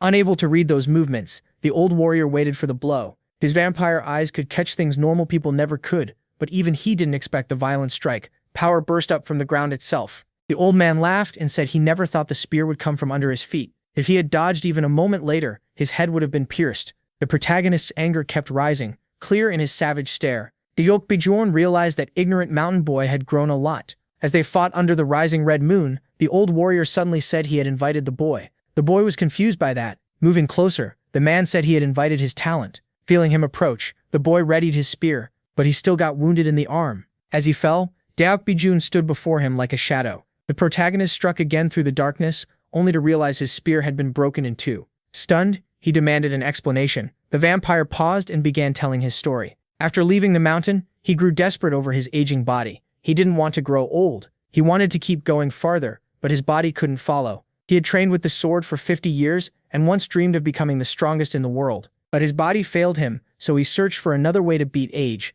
That was why he chose to become a vampire. Laughing, Deokbijin said he knew someone was waiting for reinforcements. He wanted them to come fast so he could drink their blood and reclaim his youth. Hearing that, the hero gathered all his anger. Using his ring, he released all his power. He had truly respected that old friend. The vampire grew excited, seeing they still hadn't reached the peak of the battle. Now he knew fighting that boy would be even more fun than he expected. When a martial artist reaches the top, they can pour their energy into a weapon. That's called an energy sword. It boosts attack power a lot, and a master can slice steel like it's nothing. If they go beyond that level, the energy takes shape. That's called an enhanced energy sword. It's far deadlier than a normal energy sword, and can kill in one hit. Still, there is a way to block it. Enhanced protection energy. It wraps enhanced energy around the whole body, and guards against an enemy's power, but Sun Min can't use it. His enhanced energy is still incomplete and came only from insight. Even with no clear way to win, Lee Sun Min refused to give up. He attacked any way he could. Even exhausted and gasping, he never paused. No matter how many times he was struck down, he got back up.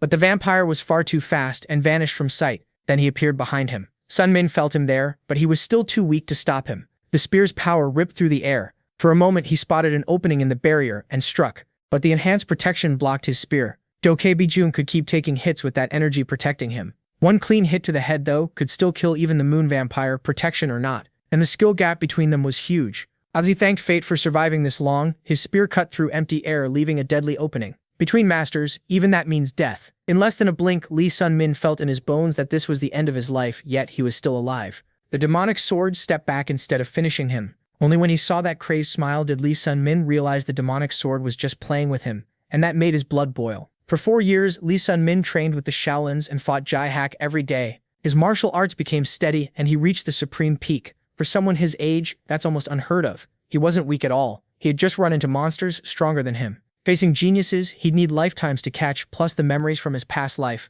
left him with a deep inferiority complex. Life would have been easier if he had settled for being average in an average world, but his time with the Shaolins helped him push past that weakness in his heart. Meanwhile, the fight kept raging. Lee Sun Min may have gotten stronger, but he still felt weak, and that was the truth. His real problem wasn't just weakness. He couldn't bear the lives lost because of his own pride. Still, the demonic sword kept toying with Lee Sun Min. In that moment, the hero understood just how bad things were. That's why he kept training harder, because he refused to stay weak, because he didn't want to live with shame, and because he wanted to crush that inferiority complex for good. Using the last of his strength, the hero attacked. He forced himself closer to an enemy who felt untouchable. The protection around that body kept growing, but Sun Min still wanted to change. With his ring in hand, he unleashed all his power and stabbed into his enemy's chest, leaving the vampire stunned. Even Lee Sun Min didn't know how he had pulled off that strike. The vampire clearly felt the spear hit. His legs lost their footing, and he staggered. Seeing the spear buried in his chest, he was shocked. He couldn't understand how that attack got through. Lee Sun Min felt the tension in the air and asked himself the same thing Dokebijun did.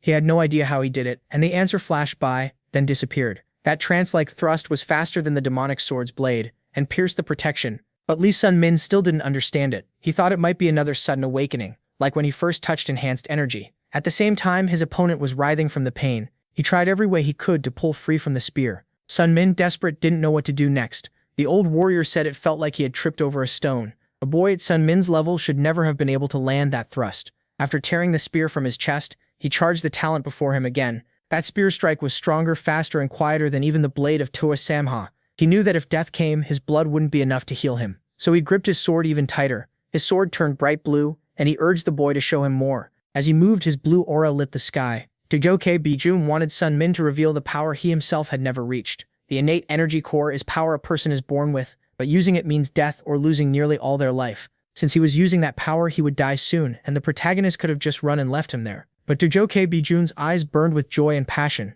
After seeing those eyes, the hero couldn't run. Doke Buhan wasn't some puppet demon of sorcery. He was a seeker chasing truth and trying to break his limits. Sun Min knew the old man had lied about envying his youth and talent. He was really someone who had run from his own inferiority while pretending to overcome it, and for that Sun Min would use his spear with everything he had. If he could recreate that miracle strike, he'd give a great martial artist a proper death. By then, the old man had no strength left, and blood poured from his mouth. Before dying, he said he was disappointed in the boy. Growing weaker, he said the blow that killed him should have been stronger and grander than Sun Ha's. With the spear in his chest again, the old warrior still couldn't understand why he had ended up like that. Sun Min stood beside him and listened to his last words. Before he could finish, his hand fell limp. Doke Buhan was dead. The protagonist felt the weight of what he still had to carry. In that world, the demonic sword died smiling. Kneeling beside him, the boy asked for forgiveness. Worn down by so much death, he blamed himself for every loss. As he cried for the fallen, he noticed a light coming toward him. It was Sogo, and he ran into her embrace. She told him he had grown a lot. The protagonist was stunned to see his friend there in the forest. Suspicious, he pulled back for a moment and asked why she was there. She stayed beside him in silence. As she gathered flowers, she said she had heard rumors about the demonic path. The hero listened closely. She placed the flowers on Doke Buhan's body. Then she gently closed his eyes. Grieving for her friend, she said nothing more. Sunbeam and Sogo hadn't met in around 5 years, and now they were reunited in a place like this. Sogo had already sensed that the mountain boy had grown much stronger. She said she felt demonic energy, watched his fight with the demonic sword, and saw him losing. Even if he had died, she wouldn't have stepped into that fight. With a faint smile, the boy said he understood. She was a martial artist too. Still, he believed he should have died. He had spent the whole battle retreating, and only a lucky strike let him win. Despite the gap in strength, the demonic sword had been consumed by ambition and pushed himself past every limit. But Sogo said their friend was wrong. Confused, the boy asked what she meant. She explained that his sin was harming innocent people, and nothing could excuse that. She didn't know his pain or his reasons, but none of it mattered. After all the unforgivable deaths he caused, the two stood there in silence. Sogo's sense of justice was very different from the protagonist's. Senbin said he had chased the demonic sword out of responsibility, and with a sad look she understood. She said she belonged to the Murim Alliance, a place where her kind of justice could be tested, and where she had learned useful information. Knowing that man, she had wanted to stop him, but she hadn't known the protagonist was there. With a little blood at his mouth, he called out to Sogo. Curious, he asked how he seemed to her. She said Senbin looked completely different, far above the boy she had met before. In the end, she said she was happy to see that change. Then she remembered she still had a mission to finish, and had to leave. The moment she said that, Lee Sangbin focused on it. Sogo was hunting the little celestial demon Yji Hoyan. The moment he heard that name, his eyes widened. As she left, she said she couldn't tell him anything more, without promising anything. She said they'd meet again soon. Before Sangbin could answer, she vanished. Left alone, he thought about Sogo's mission. Most likely that was the mission that got her killed in his past life. Joining the Murim Alliance to follow her own justice wasn't something she'd easily give up. At that moment, the boy realized he could never persuade her. After the demonic sword who used dark sorcery was killed, rumors spread of a young hero, the one who slew a vampire at the supreme martial peak under the full moon, now called the demonic spear. When he returned to the shack, a voice sounded shocked. With full resolve, Lee Sangbin asked the god of time to give him the trial, even if it cost his life. Seeing that determination, Daenerys was speechless. The warrior wanted only one thing: to finish that trial. Looking at him now, Daenerys could tell he had come prepared, almost like a madman. The pain waiting for him in that trial would be worse than anything he had ever known. But the protagonist didn't care. He told Daenerys to start the trial now. Sensing the young man's pain, the god of time gave a small smile and decided to begin at once. In the next instant, they were in a completely different place. It was the world inside the protagonist's consciousness. Training there wouldn't affect Sangbin's brain. Only his mind could be trained, and he couldn't use the status window or any skills. To get out, he had to rely only on memory and talent. He would stay there until the sand in the hard glass ran out, and one trial lasted a full century. So with no way to take it back, he was trapped in that empty place for at least 100 years. The god of time felt the young man deserved that punishment. He might even stay longer than a century. Damadane says he can remain there as long as he chooses. When all the sand falls, he gets 2 choices: return to the real world, or turn the hard glass over. Each flip adds another 100 years, but once he turns it, there's no backing out. He has to stay until the sand runs out again. Only 3 out of 10 survived. The rest went mad or died. Many clear the first 100 years, get overconfident, and flip it again. Then the second century starts breaking their minds.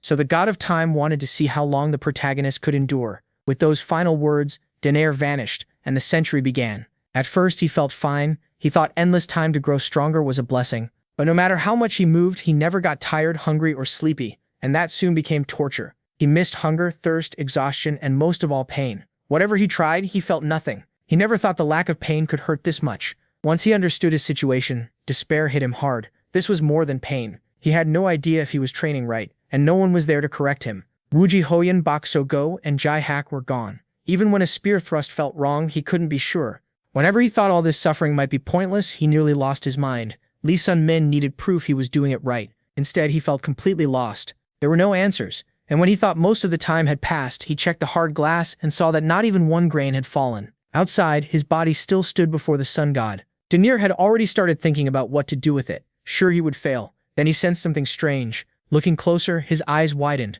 Cold sweat ran down his back as he realized he was dealing with a true madman. Only 10 people had ever taken that trial, and all of them cleared the first century easily. The protagonist knew he had less talent and less will than they did. That thought pushed him back into his memories, reminding him why he never gave up. In the end, he was still just a larva, so he couldn't complain about crawling. Back on the Mountain of Mercy, he had already accepted that he would keep crawling until he passed the geniuses. And if a wall stood in front of him, he would break it and make his own path. Compared to that, his Shaolin training was nothing. He just had to recover and keep moving. Even a huge rock becomes sand under the ocean in time. Yet the supreme spirit of the nine heavens still didn't seem to improve, no matter how much he trained. In the end, he decided people don't really change. That's why everyone hides behind masks. No matter how much he thrust or moved, he gained nothing and never felt tired. A spear exists to pierce and suppress, part of a powerful monk art, but that wasn't his path, so he sank deeper into confusion. With less than half the time left, he still didn't know if he'd done what he was supposed to. Still, he refused to stop.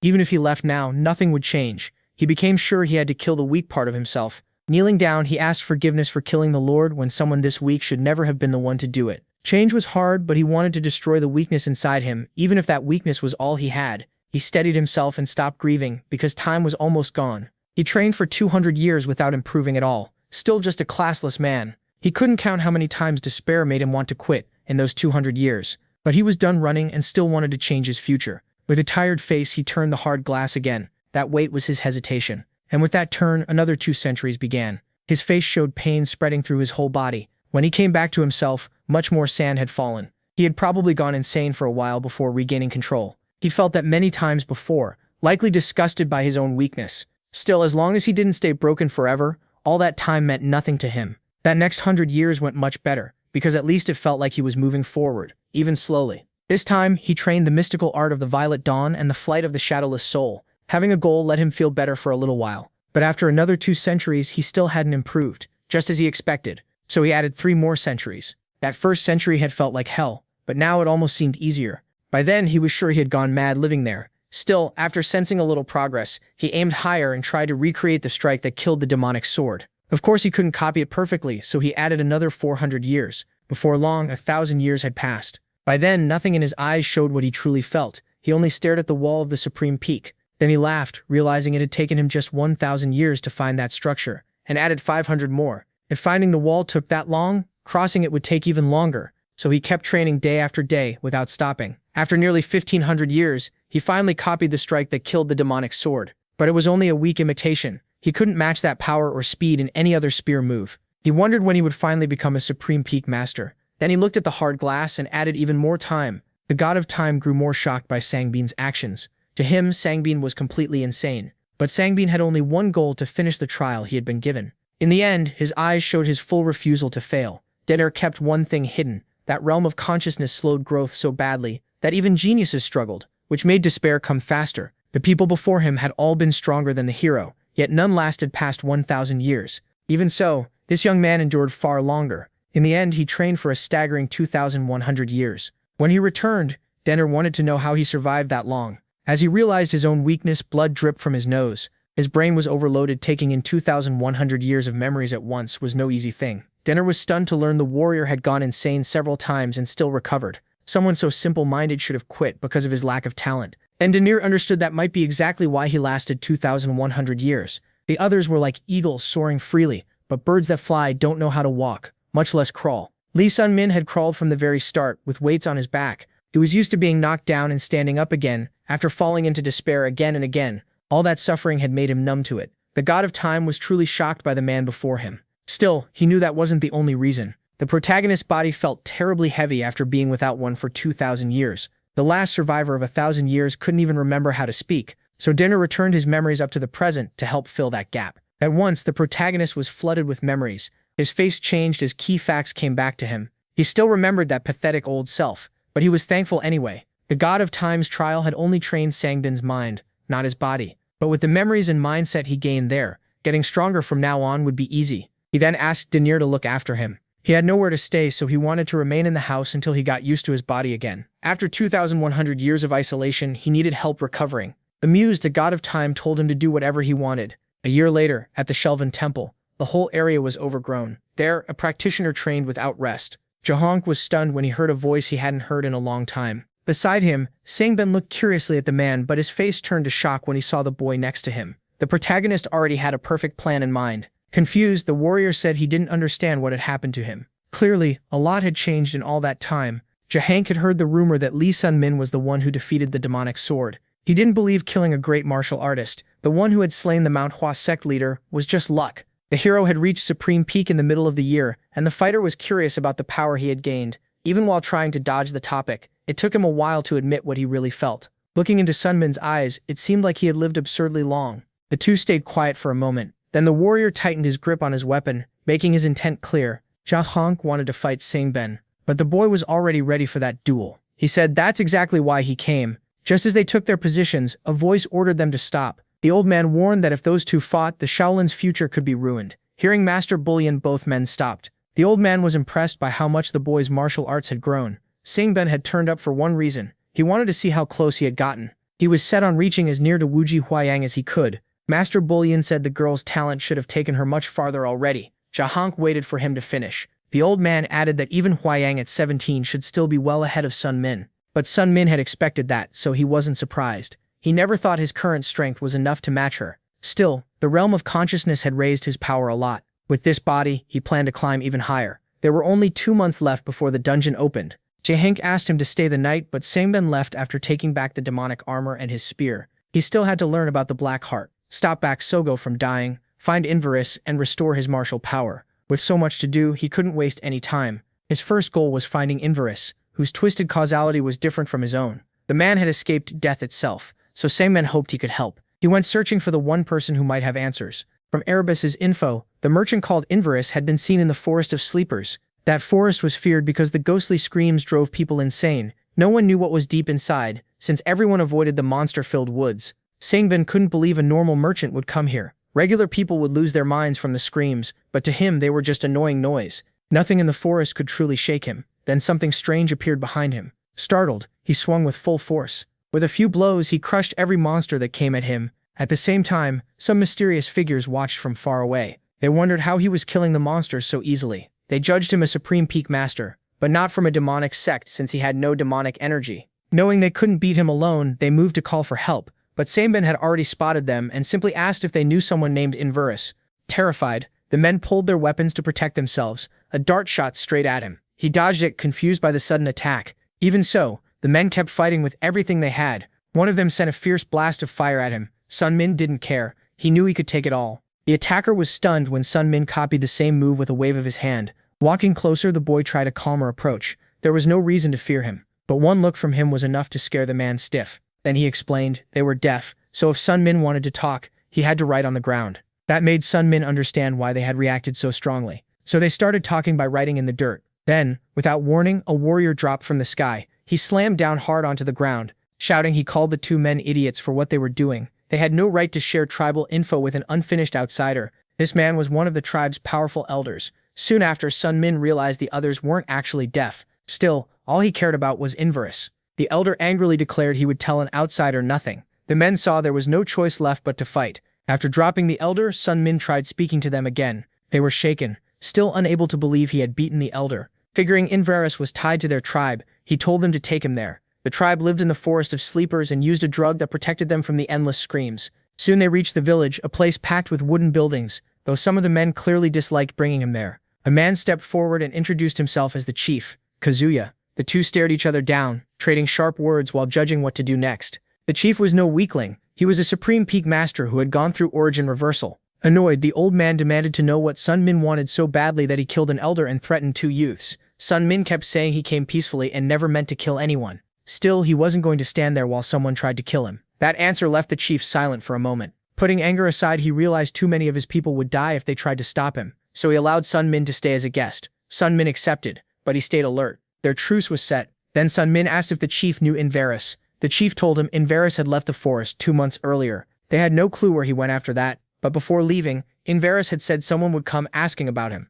His last request was that they guide that person to a certain place. After a short walk, they reached another part of the forest. Kazuya explained that countless trees had risen there to make a wall. Sun Min gripped his spear and prepared to break it. He poured all his strength and will into the weapon. Then he hurled himself at the wall. The force was so great the chief had to shield his eyes. But even after that strike, Sun Min looked desperate. Raw strength alone couldn't break the barrier. Not even Inveris had crossed it. Only the tribe chief could open it. So the old man chose to open the wall for him. He gathered all his power and opened a dark passage. Even then, the chief didn't know what was inside. He only knew an unbelievable power lived there, and even a supreme peak master would struggle to get through. Before he could finish, Sun Min stepped inside. Kazuya could only stare as the boy vanished. The non-stop screams would shatter anyone's sanity. It was a brutal mental attack, and just like Kazuya said, even a supreme peak master couldn't bear it. But for 2,100 years, Lee Sung-min had gone through something even worse in the realm of consciousness, where his mind was broken and rebuilt again and again. That left him somewhere between sane and mad. As he walked, he heard a strange voice trying to speak to him, and something flickered through the smoke ahead. That power let him in because it had mistaken him for someone else. Curious, it asked if he was the one who had gone back in time. Not knowing what was talking to him, Sun Min stayed quiet. Then another voice told the monarch of the void to stop acting like that. A girl changed her form and said he was scaring the boy. Sun Min had no idea what was happening. Finally, he asked who these two strange beings behind the wall of trees were. Before he could say more, the girl introduced herself. She was Ruby, Inveris's familiar, and said she had been waiting for him all this time on her master's orders. She added that her form looked like this because of her master's odd taste. Curious, Sun Min asked what the creepy thing behind him was. Ruby said it was the monarch of the void, a remnant of the great demons. 400 years ago, he had been a mighty demon who ruled over more than 100 others. Now he was only a spirit with no body. Lee Sun Min asked why Ruby had waited so long in a place like this. She said only her master could answer that, since he also had twisted causality. Even as his familiar, she couldn't track his exact location. That made Sun Min impatient. Since the master could sense Ruby's location, she said the best choice was for him to follow her. He couldn't understand why this was getting so complicated. And he still didn't get why that weird thing was standing in front of him. The monarch of the void only knew one thing. The one who returned would come looking for him someday. He wanted to leave the forest with a regressor. People in the forest tribe spoke of a good god, but that only made the monarch laugh. As long as the tribe's blood remained in the forest, the final seal would stay, and even he didn't know whether the path had an end. Even after all that, Sun Min still had plenty of questions. Ruby repeated that he might eventually meet her master, Inveris. The only issue was how to carry a demon with no physical body. Even her master hadn't explained that part. Suddenly, the monarch of the void started changing form. Sun Min watched carefully. Then the spirit lunged at him with its power. Even Ruby didn't know what the monarch was trying to do. He planned to steal Sun Min's body after being trapped for 400 years without one. It was trash compared to his old body, but he meant to use it anyway. Ruby waited to see how it would end. The monarch of the void laughed wildly, then realized he had flown straight into the bracelet on the boy's arm. Confused, he couldn't understand what had happened. The great monarch of the void had been rejected and sealed inside the bracelet. Sung Min's mind was too strong after 2,100 years in the realm of consciousness. On top of that, it might have been some blessing from someone moving behind the scenes. Still, the only way to get answers was to meet Inveris. The bracelet brought back memories of when his friend Lude was still alive. He had shared many memories with that item, and now he couldn't use it anymore. He wanted to throw the monarch out of the bracelet, but the spirit panicked. Before Sung Min could leave him behind, the monarch tried to buy his way in with a gift. He claimed that when he was a great demon, he had gathered huge war spoils over centuries. Ruby backed him up, saying he really had once been rich, with a vault full of treasure and strange items. Sung Min thought it over. In the end, Ruby and the monarch of the void became his companions, and the three of them moved on through the forest. The familiar planned to wait for Master Inveris somewhere quiet. It sounded fine, but first the men had somewhere else to go. The girl asked if that place was dangerous. His face already gave him away. He was heading to a dungeon first. Dungeons are strange places filled with powerful magic. Each one follows its own rules. When dungeon monsters die, their bodies vanish and loot appears instead. And the stronger the monster, the better the reward. If you beat the dungeon master, you get a huge prize and the dungeon closes. Ruby asked if he was really going there. Calmly, he said yes. Soon he stood before a giant stone. 2 months had passed since meeting Rubia and the Monarch of the Void, and Erebus had helped him find the dungeon. In his past life, he took the Stone of Regression, and now the Crimson Stone should be at the entrance. One touch would send him somewhere inside, but for a moment he wondered if this mission was even possible. Still, after coming this far, giving up made no sense, so he reached for the stone. The moment he touched it, he was teleported. He and Rubia entered the dungeon together. Selman suddenly heard something familiar. He turned and found a huge man beside him. It was an ambush. The man stayed quiet, then he asked who the boy was. A second later, he realized this was the demon spear, the one who killed the demon sword. Grismo apologized, saying he mistook him for a master from the demonic faction. In his past life, Grismo had reached the supreme peak and was later killed by Wuji Hoyan. The protagonist had come to stop the little celestial demon. Grismo warned that she was dangerous and had strong people with her. The dungeon rewards were huge, and if she got them, an unstoppable demon could be born. So they had to stop her for everyone's sake. The demon sword Daka, the lonely grandmother, and the Iron Fist demon had entered as her followers too. The Miram Alliance also had Bak Sogov, the drunken expedient, the ace of expedients, and the supreme celestial swordsman inside. They were all somewhere in the dungeon. Grismo said Wuji Hoyan had to be stopped now and asked for his help. After a short silence, he said he'd do all he could for justice. Grismo smacked his back, saying that was exactly what he'd expect from the hero who beat the cursed demon sword. This was Lee Selman's first dungeon. Since every dungeon is different and most are full of strong monsters, they moved carefully. As they went deeper, Grismo sensed something ahead. Both stopped at once. A strange light filled the protagonist's eyes. Someone had arrived, and Wuji Hoyan also felt the presence of a boy she hadn't seen in a long time. When they met, neither spoke. They only traded heavy looks. The one before them was the little celestial demon, but Grismo felt something was off. Then Bak Sogo stepped out of the darkness. The big man lit up the moment he saw her, but they should have looked closer. Something about her wasn't right. A closer look showed something strange on her face. Grismo instantly grew desperate. She rushed him and kicked him with full force. Blood ran from his lips. Rubia realized it was a doppelganger, a monster that copies someone's looks and movements. Worse, it had just used a soul attack, without even having a soul. Then the creature's focus shifted. Its red eyes locked on the protagonist. He instantly activated his bracelet and armor covered his body. He was furious that his friend was being copied like this. Rubia panicked when she felt his rage. The creature started to move, and suddenly a storm of attacks came at him. They all aimed for the protagonist. He had killed the old demon sword, and that day Bak Sogo had told him how much he had grown. He could never forget those words. That was why he trained for 2,100 years to make her proud and hear that again, but not from some monster wearing her face. So he fought without holding back. He told Grismo it was only a copy, a doppelganger that could mimic martial arts, but it was still far weaker than the real Sogo. Normally, doppelgangers copy looks, not skills. Rubia said not to worry. She would guide them now. Another voice mocked the arrogant little puppet. Fed up, the hero told both of them to shut up and stop arguing. He had a bad feeling. If they had run into Sogo's copy, they might find someone else's next. Salmon immediately thought of Uji Hoyan, and panic showed on his face. Elsewhere, a Miram Alliance member, Jiu Chundo, was killed. His subordinate fought desperately to survive. The Alliance warrior unleashed all his anger at the cursed monster before him. That monster looked just like the little celestial demon. She stood there ready to attack again. Seeing her, he assumed she had learned new tricks. Determined, he tried to bring justice to the people she had killed. He roared that Yuji Hoyan had to die. Then the fight began, but the little demon was far stronger. Without even moving, she struck once. That single blow killed him on the spot.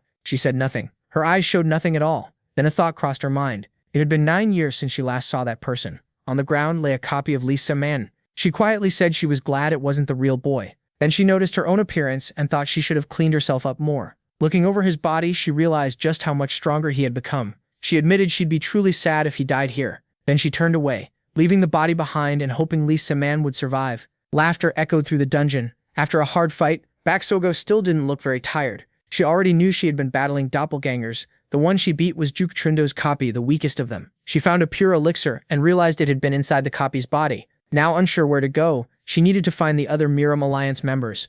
In her current state, she knew she couldn't beat Wuji Hoyan or any of her followers. Then two people approached. They were followers of the little celestial demon, the lonely phantom, and the Iron Fist. Both saw that the girl was alone. The magic stone dropped from Bakozo's doppelganger was a crystal packed with great power. A voice called him an idiot for asking why the protagonist didn't just eat it. That would only make things worse because his core was unstable, and his ki and body were out of balance. Still, his heart seemed perfect, so pure that even among great demons, none had one like it. The protagonist was still confused by all this. Ahead of him, the Yokoball of the mountain kept walking calmly. Then he stopped for a moment. On the ground lay a man missing one arm. It was the beggar's sect member known as the Begging One. The protagonist recognized him as one of the top 3 disciples. He had lost his arm after meeting a copy of the Lonely Phantom. and taking dozens of sword strikes at once. Realizing he was dying, he begged for potions.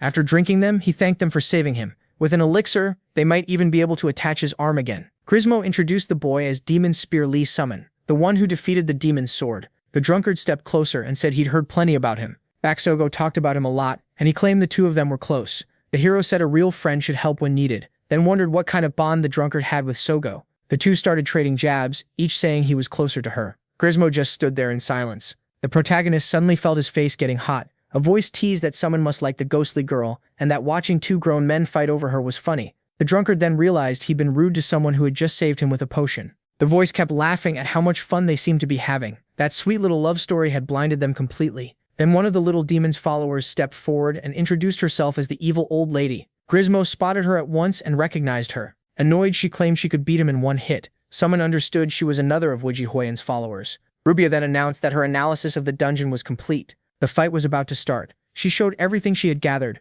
The blue dot was the protagonist, yellow dots were other people, and red dots were monsters. With that info, they had a chance to win. But 3 yellow dots were moving fast, which likely meant a battle. The hero focused on Rubia's display. The location was right beyond the wall, so one of those dots might be Sogo fighting Wuji or another enemy. After thinking it over, he decided to break through the wall. Meanwhile, the other two kept fighting the evil old lady. Then they felt a huge burst of energy. Grismo warned the old woman to get ready for a massive hit. That wall wouldn't fall to normal force, so the protagonist pushed his spear to its limit. Energy began gathering around it. His power had reached a much higher level, and he knew he had used this technique before. The spear kept building up bright, intense energy. Grismo knew it was time to attack. The old woman panicked, sensing what was about to hit her. The protagonist poured out all his strength until his face went pale. The enemy couldn't defend herself anymore and only screamed. Then the wall exploded, and smoke poured through the cracks. Everyone froze, confused by what had just happened. Sogo stared in shock. The hero moved to save her from the enemies and stepped in front of her as a shield. Shaken, she could only think about how long it had been since they last met. At the same time, status updates for each person appeared. Lee Sun-min wouldn't let anyone hurt Beg Sogo. The other two men grew wary. They didn't know him and assumed he was from the Murim Alliance. Even while hurt, the girl was stunned that her friend had broken that wall. With something in his hand, he said he came to help. It was the gift from the Buddhist ambassador, saved all this time so its power wouldn't fade. But he couldn't let this go on. So he bit into the sphere with all his strength. The moment he swallowed it, his body changed completely. The men watched closely, fully alert. Even with only half, his inner energy started coming back, proving Hyuju was right. The stronger one would handle the girl, while the other rushed the cursed boy with his sword. Elsewhere, the two fighters got ready. The enemies leaped in to close the gap. Lee Sun-min raised his spear to block. The enemy's sword was powerful, and he controlled his skills with deadly force. Seeing how much stronger the boy had become, Bakusogo was impressed. Still gripping her spear, she knew the fight wasn't over. Even Van Mist thought that. Despite his lower level, this guy was tough to face. He didn't seem like a returnee, but he clearly had trained for a very long time. Then Sinmin jumped at his opponent, who met him with his drawn sword. They clashed hard, with no time to breathe. Neither could land a clean hit on the other. Sinmin twisted away from the sword coming at him. Meanwhile, the man's eye flashed with strong magic. He suddenly started slashing in every direction. The protagonist kept both hands tight on his spear. He pushed forward, sprinting at full speed without slowing for a second. The bearded man laughed and taunted him as he came in. Using the 9,000 martyrs in 3 seconds, he tried to wound his enemy. Even then, the sword moved in wild, sudden ways. The man was confused. He didn't know that spear style or its rhythm. Then a brutal strike smashed into his shoulder. He lost his balance for a moment and fought to stay standing. The boy had struck upwards so fast it caught him off guard. But to him, the fight was still just fun, and he burst out laughing. Judging by his martial arts alone, the young man had the skill of a master with years of training. Meanwhile, Baksoba was locked in a fierce fight with the other follower of the little celestial demon. Wanting to finish Sunmin fast, the man stopped holding back. There were 3 things the venomous demon didn't know. The boy before him was a friend of his beloved master, that the skills he admired in his heart had been refined by that same master, and that his beloved master would be the one to kill him. The bearded man couldn't survive the fatal strike from his master, never even learning why. The moment Wuji Huiyan showed herself, she killed him in a second. The other man saw the little celestial demon arrive and was horrified that she had just slain the venomous demon, her loyal follower. Even if she didn't care for them, they still saw her as their master. Their one wish was for her to rule the world so everyone could witness her reign, so the other man couldn't understand why she killed someone who followed her so faithfully. Wuji Huiyan showed no regret at all. Furious, he realized arguing was pointless now. After all that, Morang Tekken declared the little celestial demon must die, but he died instead. That Wuji Huiyan was only a copy, but the 2 men didn't know that since they'd never seen dungeon doubles before. In the end, the demons who followed Wuji Huiyan all died. Meanwhile, The copy moved toward the two of them. Bak Sogo told someone to run right away. She pointed to the hole in the wall and said the drunk and the mountain Yukpo were beyond it. Some had to bring them back for the next fight if they wanted any chance at all. The protagonist said Sogo was faster, so she had to be the one to go. With a faint smile, he asked her to do it. Unable to refuse her comrade, she finally agreed. As a last move, she tossed him an elixir. Before leaving, she begged him not to die. The protagonist believed he wouldn't, or at least hoped so. Face to face, the two men shouted at each other. In his past life, only Weiji Hoyan came out of that dungeon alive. When people asked about the others, she simply said they were all dead. Everyone assumed the little celestial demon had killed them herself, but now someone knew the truth. The band on Weiji Hoyan's arm looked like an artifact that could grow or shrink in firepower at high speed. This time, the protagonist might stop it from happening. Bracing himself, he prepared for the worst. Still, he refused to give up and chose to face his fear. Weapon in hand, he went at the enemy, but that force was too much and it felt like his arm might tear off. Then the enemy blasted him far away with one hit. Sogo the drunk and the mountain yacht bull were still busy fighting the old woman, so he had no idea if things would change once they came. Another strike sent the protagonist flying even farther, but his will to live was overwhelming. He had to survive this. He had made promises to many people, and he had to endure. He had to keep fighting. He had to find any way he could to bring that woman down. His body was weak, but his mind wasn't. Drawing on his 2,100 years in the spiritual world, he tried to recall everything he had learned. He needed to attack from the front and aim for the weakest side. The little celestial demon didn't react. Still, she noticed the protagonist getting ready to attack again.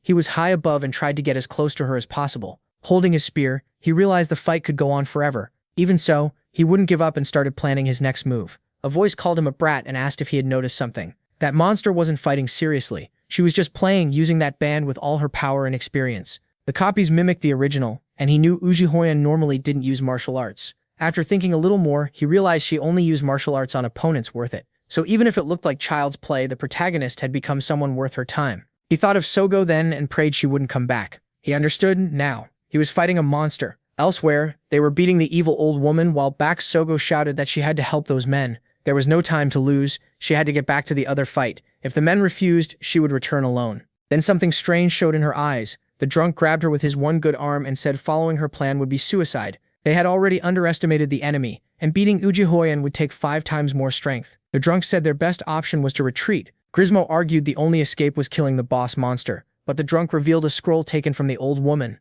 It was a cruel choice because it meant leaving a friend behind. While they argued, Bak Sogo lay unconscious in the man's arms. Then a bright light burst from the hole. At the same time, a regretful voice asked for forgiveness as the warrior kept fighting the little celestial demon. Blood poured from his mouth and his pupils were wide. His enemy kept pressing him, never letting him rest. She rushed around at incredible speed. The hero had to watch every direction, center, opening, right, and left. The voice helped him tell where the next attack was coming from. Even with that help, he still couldn't follow every instruction. Fed up, he told the voice to shut up already. He knew that if he died, he'd rot in that place, and Bak Sogo still hadn't returned. The voice claimed she had betrayed him. If he hadn't come in to save her, he wouldn't be in this much danger. But he didn't care if he died in Sogo's place. He was sure something had happened to stop her from coming back. Besides, if he had never met her, he wouldn't have survived the mountain. The voice answered with a dark laugh. Even after that speech, the boy still couldn't die here, so Anne decided to help, and a transformation began. Not understanding any of it, someone simply accepted the help. This was real power enough to crush every enemy. Richard Hamey watched what was happening in front of her. That power was easy to use as long as you had a purpose, and it could be called anywhere, anytime. Light burst out from his armor. It was part of the voice's spiritual power, and the boy's heart accepted spiritual energy with ease. His wounds started closing, and even his arm improved. The mood shifted, and the original's proud, curious nature had been copied too. At that moment, the copy saw him as a true rival. The protagonist felt like that power might make his veins burst. Meanwhile, the voice told him to hold on. Across from him, Weiji Hoyan prepared her power in a rage. It was the first time he had received strength like this, but it still wasn't enough. The protagonist refused to give in. He wanted the voice to give him even more power, though he didn't know if he could control it. Even if a weak body shouldn't hold such power, he recognized it because he had reached it once before. If he could return to the level he achieved in the spiritual world, that doppelganger, without hesitation the hero demanded more and more power. His spear kept growing stronger and fired spells in every direction. Weiji Hoyan rushed in furious, but her eyes widened when she realized what was happening. All at once the protagonist blasted her away. She slammed into a wall, debris flew everywhere, and she was left stuck in the crack. The 9,000 immortal songs were being used for the sacrifice. The protagonist only had to hold on a few more seconds. As the world let out its force, more explosions erupted. Angry, the little celestial demon got back up and attacked again. Power gathered in one of her hands. He never expected to be struck, but the attack came right at the protagonist. This was the strongest power he could use, with 6 seconds left in the sacrifice. To his eyes, power was pouring from his whole body. With that strength, the protagonist tried to bring justice himself. Wee Ji Hoyam took the hits and was flung even farther back. Her red eyes turned even darker. Then a bright light burst from every part of the dungeon. Even the protagonist looked shocked that he had won, and the copy answered that, standing still. Pain hit him. Sweat ran down his face, and his veins swelled. He had done this 9 years ago, and after thousands of years he had kept running while thinking about the little celestial demon. With no real confidence, he just wanted to know if he had grown even a little stronger. The voice mocked him for that, and said he still needed someone else's power to win. Having power and knowing how to use it were not the same. Then the voice warned him to get ready. The next step was pulling back the borrowed power, and that could be deadly. He said he was used to pain, and the power started leaving him. A horrifying look spread across his face. His eyes bulged, his pupils widened, and the pain was unbearable. Suddenly, his whole body began to glow. He screamed as the power left him. A girl stood beside him. Touching his stomach, Robia asked if he was okay. His body had been fighting that pain for a full hour. Even the special elixir the woman gave him wasn't enough to heal him. Without it, he might have died. So once again, he owed his life to Bixoga. He had nearly died. His limbs, joints, blood, and kepi had all burst and torn into wounds. Even unable to move, he tried to stand. He said there was somewhere he had to go. Then he started walking without balance. Looking over, he saw stones falling onto the evil old woman. Beside him, Rubia said she could sense mana resonance and movement magic there. An escape scroll had moved 3 people. Realizing Sogo had escaped the dungeon, he felt he had done what he came to do. Even so, he kept moving without turning back. Looking at the map, he headed toward the boss. His final goal was Weiji Hoen. He staggered, but never gave up or stopped to rest. Rubia kept arguing with him, but he said nothing. Then the hero lost balance and fell for a moment. He was too weak to keep moving. For 2100 years, and all through those 9 years, he had run this way, risking his life because of the words of a 13-year-old child. That was why he wanted to show Weiji Hoen his effort, and shout that he had grown stronger because of her. Now, he had very little time left. The hero's eyes caught something ahead of him. Then he saw Weiji Hoen, and his face changed. His childish wish to show off his growth vanished at once. He saw her movement, a step more perfect than anything he had imagined. No doppelganger could copy that, and it was what he had wanted to see all this time. The one before him was the real Weiji Hoen. She stood there with perfect moves and unmatched power. The girl realized he must have been the dungeon boss. As she walked, she said he was annoyingly strong, and in her past life she would not have beaten him. She also said she had fought a monster that looked like the boy and used ancient martial arts. To her, he had been a very fun opponent. She could tell Li Shengmin had grown stronger. Now the young man would know how to answer properly. Hidden behind the wall, he had no idea what she meant. With a smile, he said he was too filthy to meet Weiji Hoen like this. Curious, she asked who he had run into. She gave him some credit for surviving and making it that far. Meanwhile, she leaned against the wall. She said Sungmin had reached his dream and congratulated him. The two kept talking with the thick wall between them. Those 9 years meant a lot to the warrior. For Songmin, they mattered because of all his effort and hard work. She went quiet for a moment, then asked if he didn't want to. As she had said before, she hated people putting expectations on her. Before she came to this world and after, she had always been watched by those awful eyes. But if it had been Songmin all that time, she would not have minded. He apologized. She first thought he didn't want to go with her, but he said that wasn't it. Lee Sungmin knew that if he went with her now, he would always live in her shadow and keep trying to become worthy of her. Even if he was stronger than Weiji Hoen expected, it still wasn't enough for him. Smiling, she realized how greedy he was. 9 years had passed, and only 1 remained before their promise ended. So he had 1 year to reach Weiji Hoen's level, and then they could meet. He said that after 10 years he would go with her. A wide smile spread across her face. Leaving him alone with that greed, she chose to wait a little longer. Before going, she warned him it would not be easy, and in 1 year she would be even stronger than him. From his answers, Weiji Hoen saw just how much he had changed. The two stood up, and their faces showed their own goals. Truthfully, she wanted to take him right then, even by force. She wanted to turn back and see his face, but she held herself back. 1 year from now, they could talk more. They could eat and drink together and say everything openly. Then she realized there was one thing she had failed to say. Light fell across her face as she passed through the portal, without telling him she missed him. Outside the dungeon, someone screamed in despair. Bexogo asked why the man had taken her out of Somian and stayed behind instead. The drunk man said there had been no other choice, but to her that act was cowardly, not noble. Turning away, the woman said she would leave the Merim Alliance. She didn't want to remain in a place like that, and that man would never need to find her again. To her, what happened was disgusting. The drunk could only stand there in silence. Crying, she asked Li Simin to forgive her. Then she said she had to become stronger. The beings that walk this world on 2 feet have rules and morals to keep order, but some cast those rules aside and go beyond them. Beings that feed on others' blood, beings that reject death and keep living in a twisted way, beings that throw away honor and belief, beings called nature's barbarians, those who even reach the moon, beings that can hardly be called human.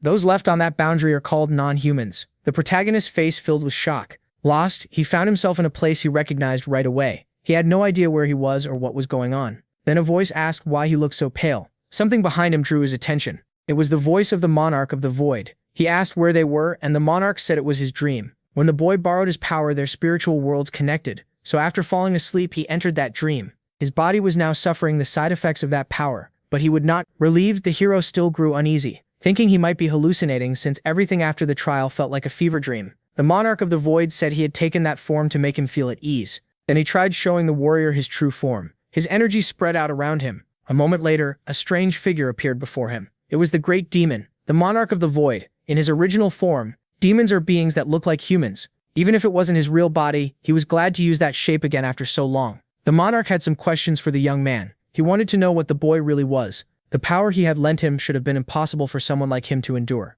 Even so, the boy handled it well and used it like it had always been his. If not for the monarch, the warrior would already be dead because his body was too weak. When he lent him that power, he felt the boy's emotions, something even he had never experienced. Even then, something inside the boy formed a mental barrier strong enough to stop the monarch from taking his body. So the protagonist decided to explain himself. He told the monarch he was a regressor, and spoke of the training he got from the gods Mercy and Denir. Now the monarch understood why his mental barrier was so strong and why his talent didn't match his current level. He couldn't believe the boy had trained in the mind world for 2100 years, calling it pretty stupid. In the end, the hero was older than that strange figure in years, yet still only a child to the monarch. His body simply couldn't handle all the experience and training from the mind world. The monarch still called him weak, even after 2100 years, and kept looking down on him. But those were the limits of a human. So the monarch of the void decided the young man should become a demon. Hearing that, the hero went stiff and speechless. He had already felt the price of borrowing that huge power, and his heart was closer to a monster's. If he became a demon, he would become a very interesting one.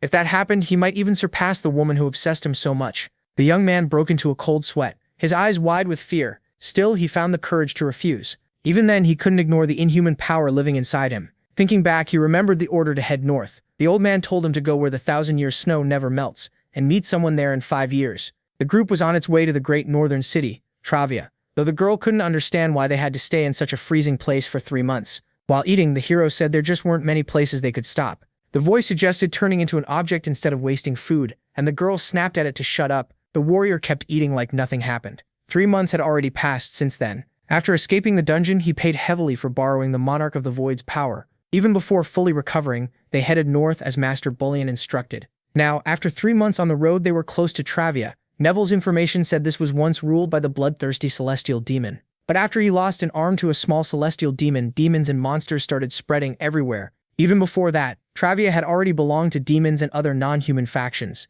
It was always known as the kingdom of non-humans. Demons like the monarch of the void, liches, vampires, werewolves, human-like monsters all lived there. After thinking about it, the protagonist understood why. He had been smelling dogs for a while now. From the dark forest, several pairs of eyes stared at them. That proved they were close to their destination. Then several werewolves burst from the trees and attacked. Ready to fight, the protagonist figured it was time for some exercise. The furious wolves charged straight at them. The girl warned him that lycanthropes grew stronger at night and normal weapons couldn't hurt them. But he didn't get what she meant. Then he remembered the elf who forged his spear. He had found a mysterious piece of orichalcum with incredible purity. It appeared after he defeated Widgetroyan's doppelganger in the dungeon. He wanted to turn that material into a spear. As payment, he offered the elf the leftover pieces. She was honored just to touch it and couldn't believe he was giving it up for a spear. When he saw how upset she was, he asked her to place the orichalcum into his armor instead. Back in the fight, he knew his weapon was far from ordinary. Because of that, he moved with sharp speed and struck the wolves one after another. His spear slammed into their snouts.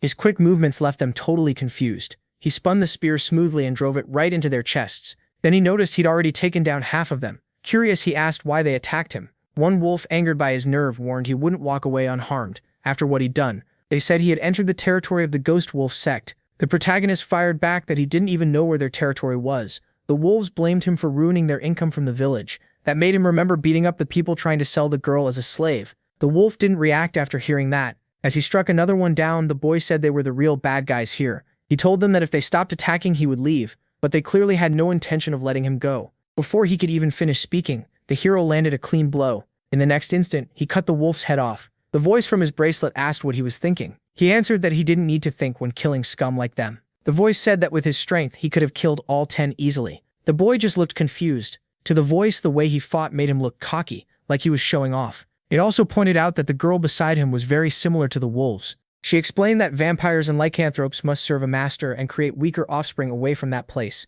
So since lycanthropes were lower ranked, they had a home much like theirs. If their lord was who the voice suspected, then they were in real trouble. In his current state, the hero might not beat that person, so he needed to stop acting so rashly. Somnium got annoyed, thinking the monarch was saying he should have let Ruby become a slave. The girl began crying and blaming herself, but the voice said this fight would have happened anyway once they entered the territory. Without saying much more, it gave one warning. There would always be someone stronger than Lee Sun-min. The monarch of the void's warning came true almost right away. As someone approached, a voice said it was a pleasure to meet them. The bracelet revealed the monarch's anger and despair. Then a white-haired figure in a strange coat stepped from the shadows. It was Ju-won, leader of the Ghost Wolf sect, known as the Mad Wolf. The warrior's body showed how nervous he had become. The leader glanced around and saw all his followers dead. Seeing his family defeated, he asked who the boy was. Feeling the tension, the hero gave his name. When Ju-won heard Lee Sun-min, he recognized him as Phantom Spear. He thought the boy belonged to the unorthodox sect, and even looked a lot like their kind. But none of that mattered now.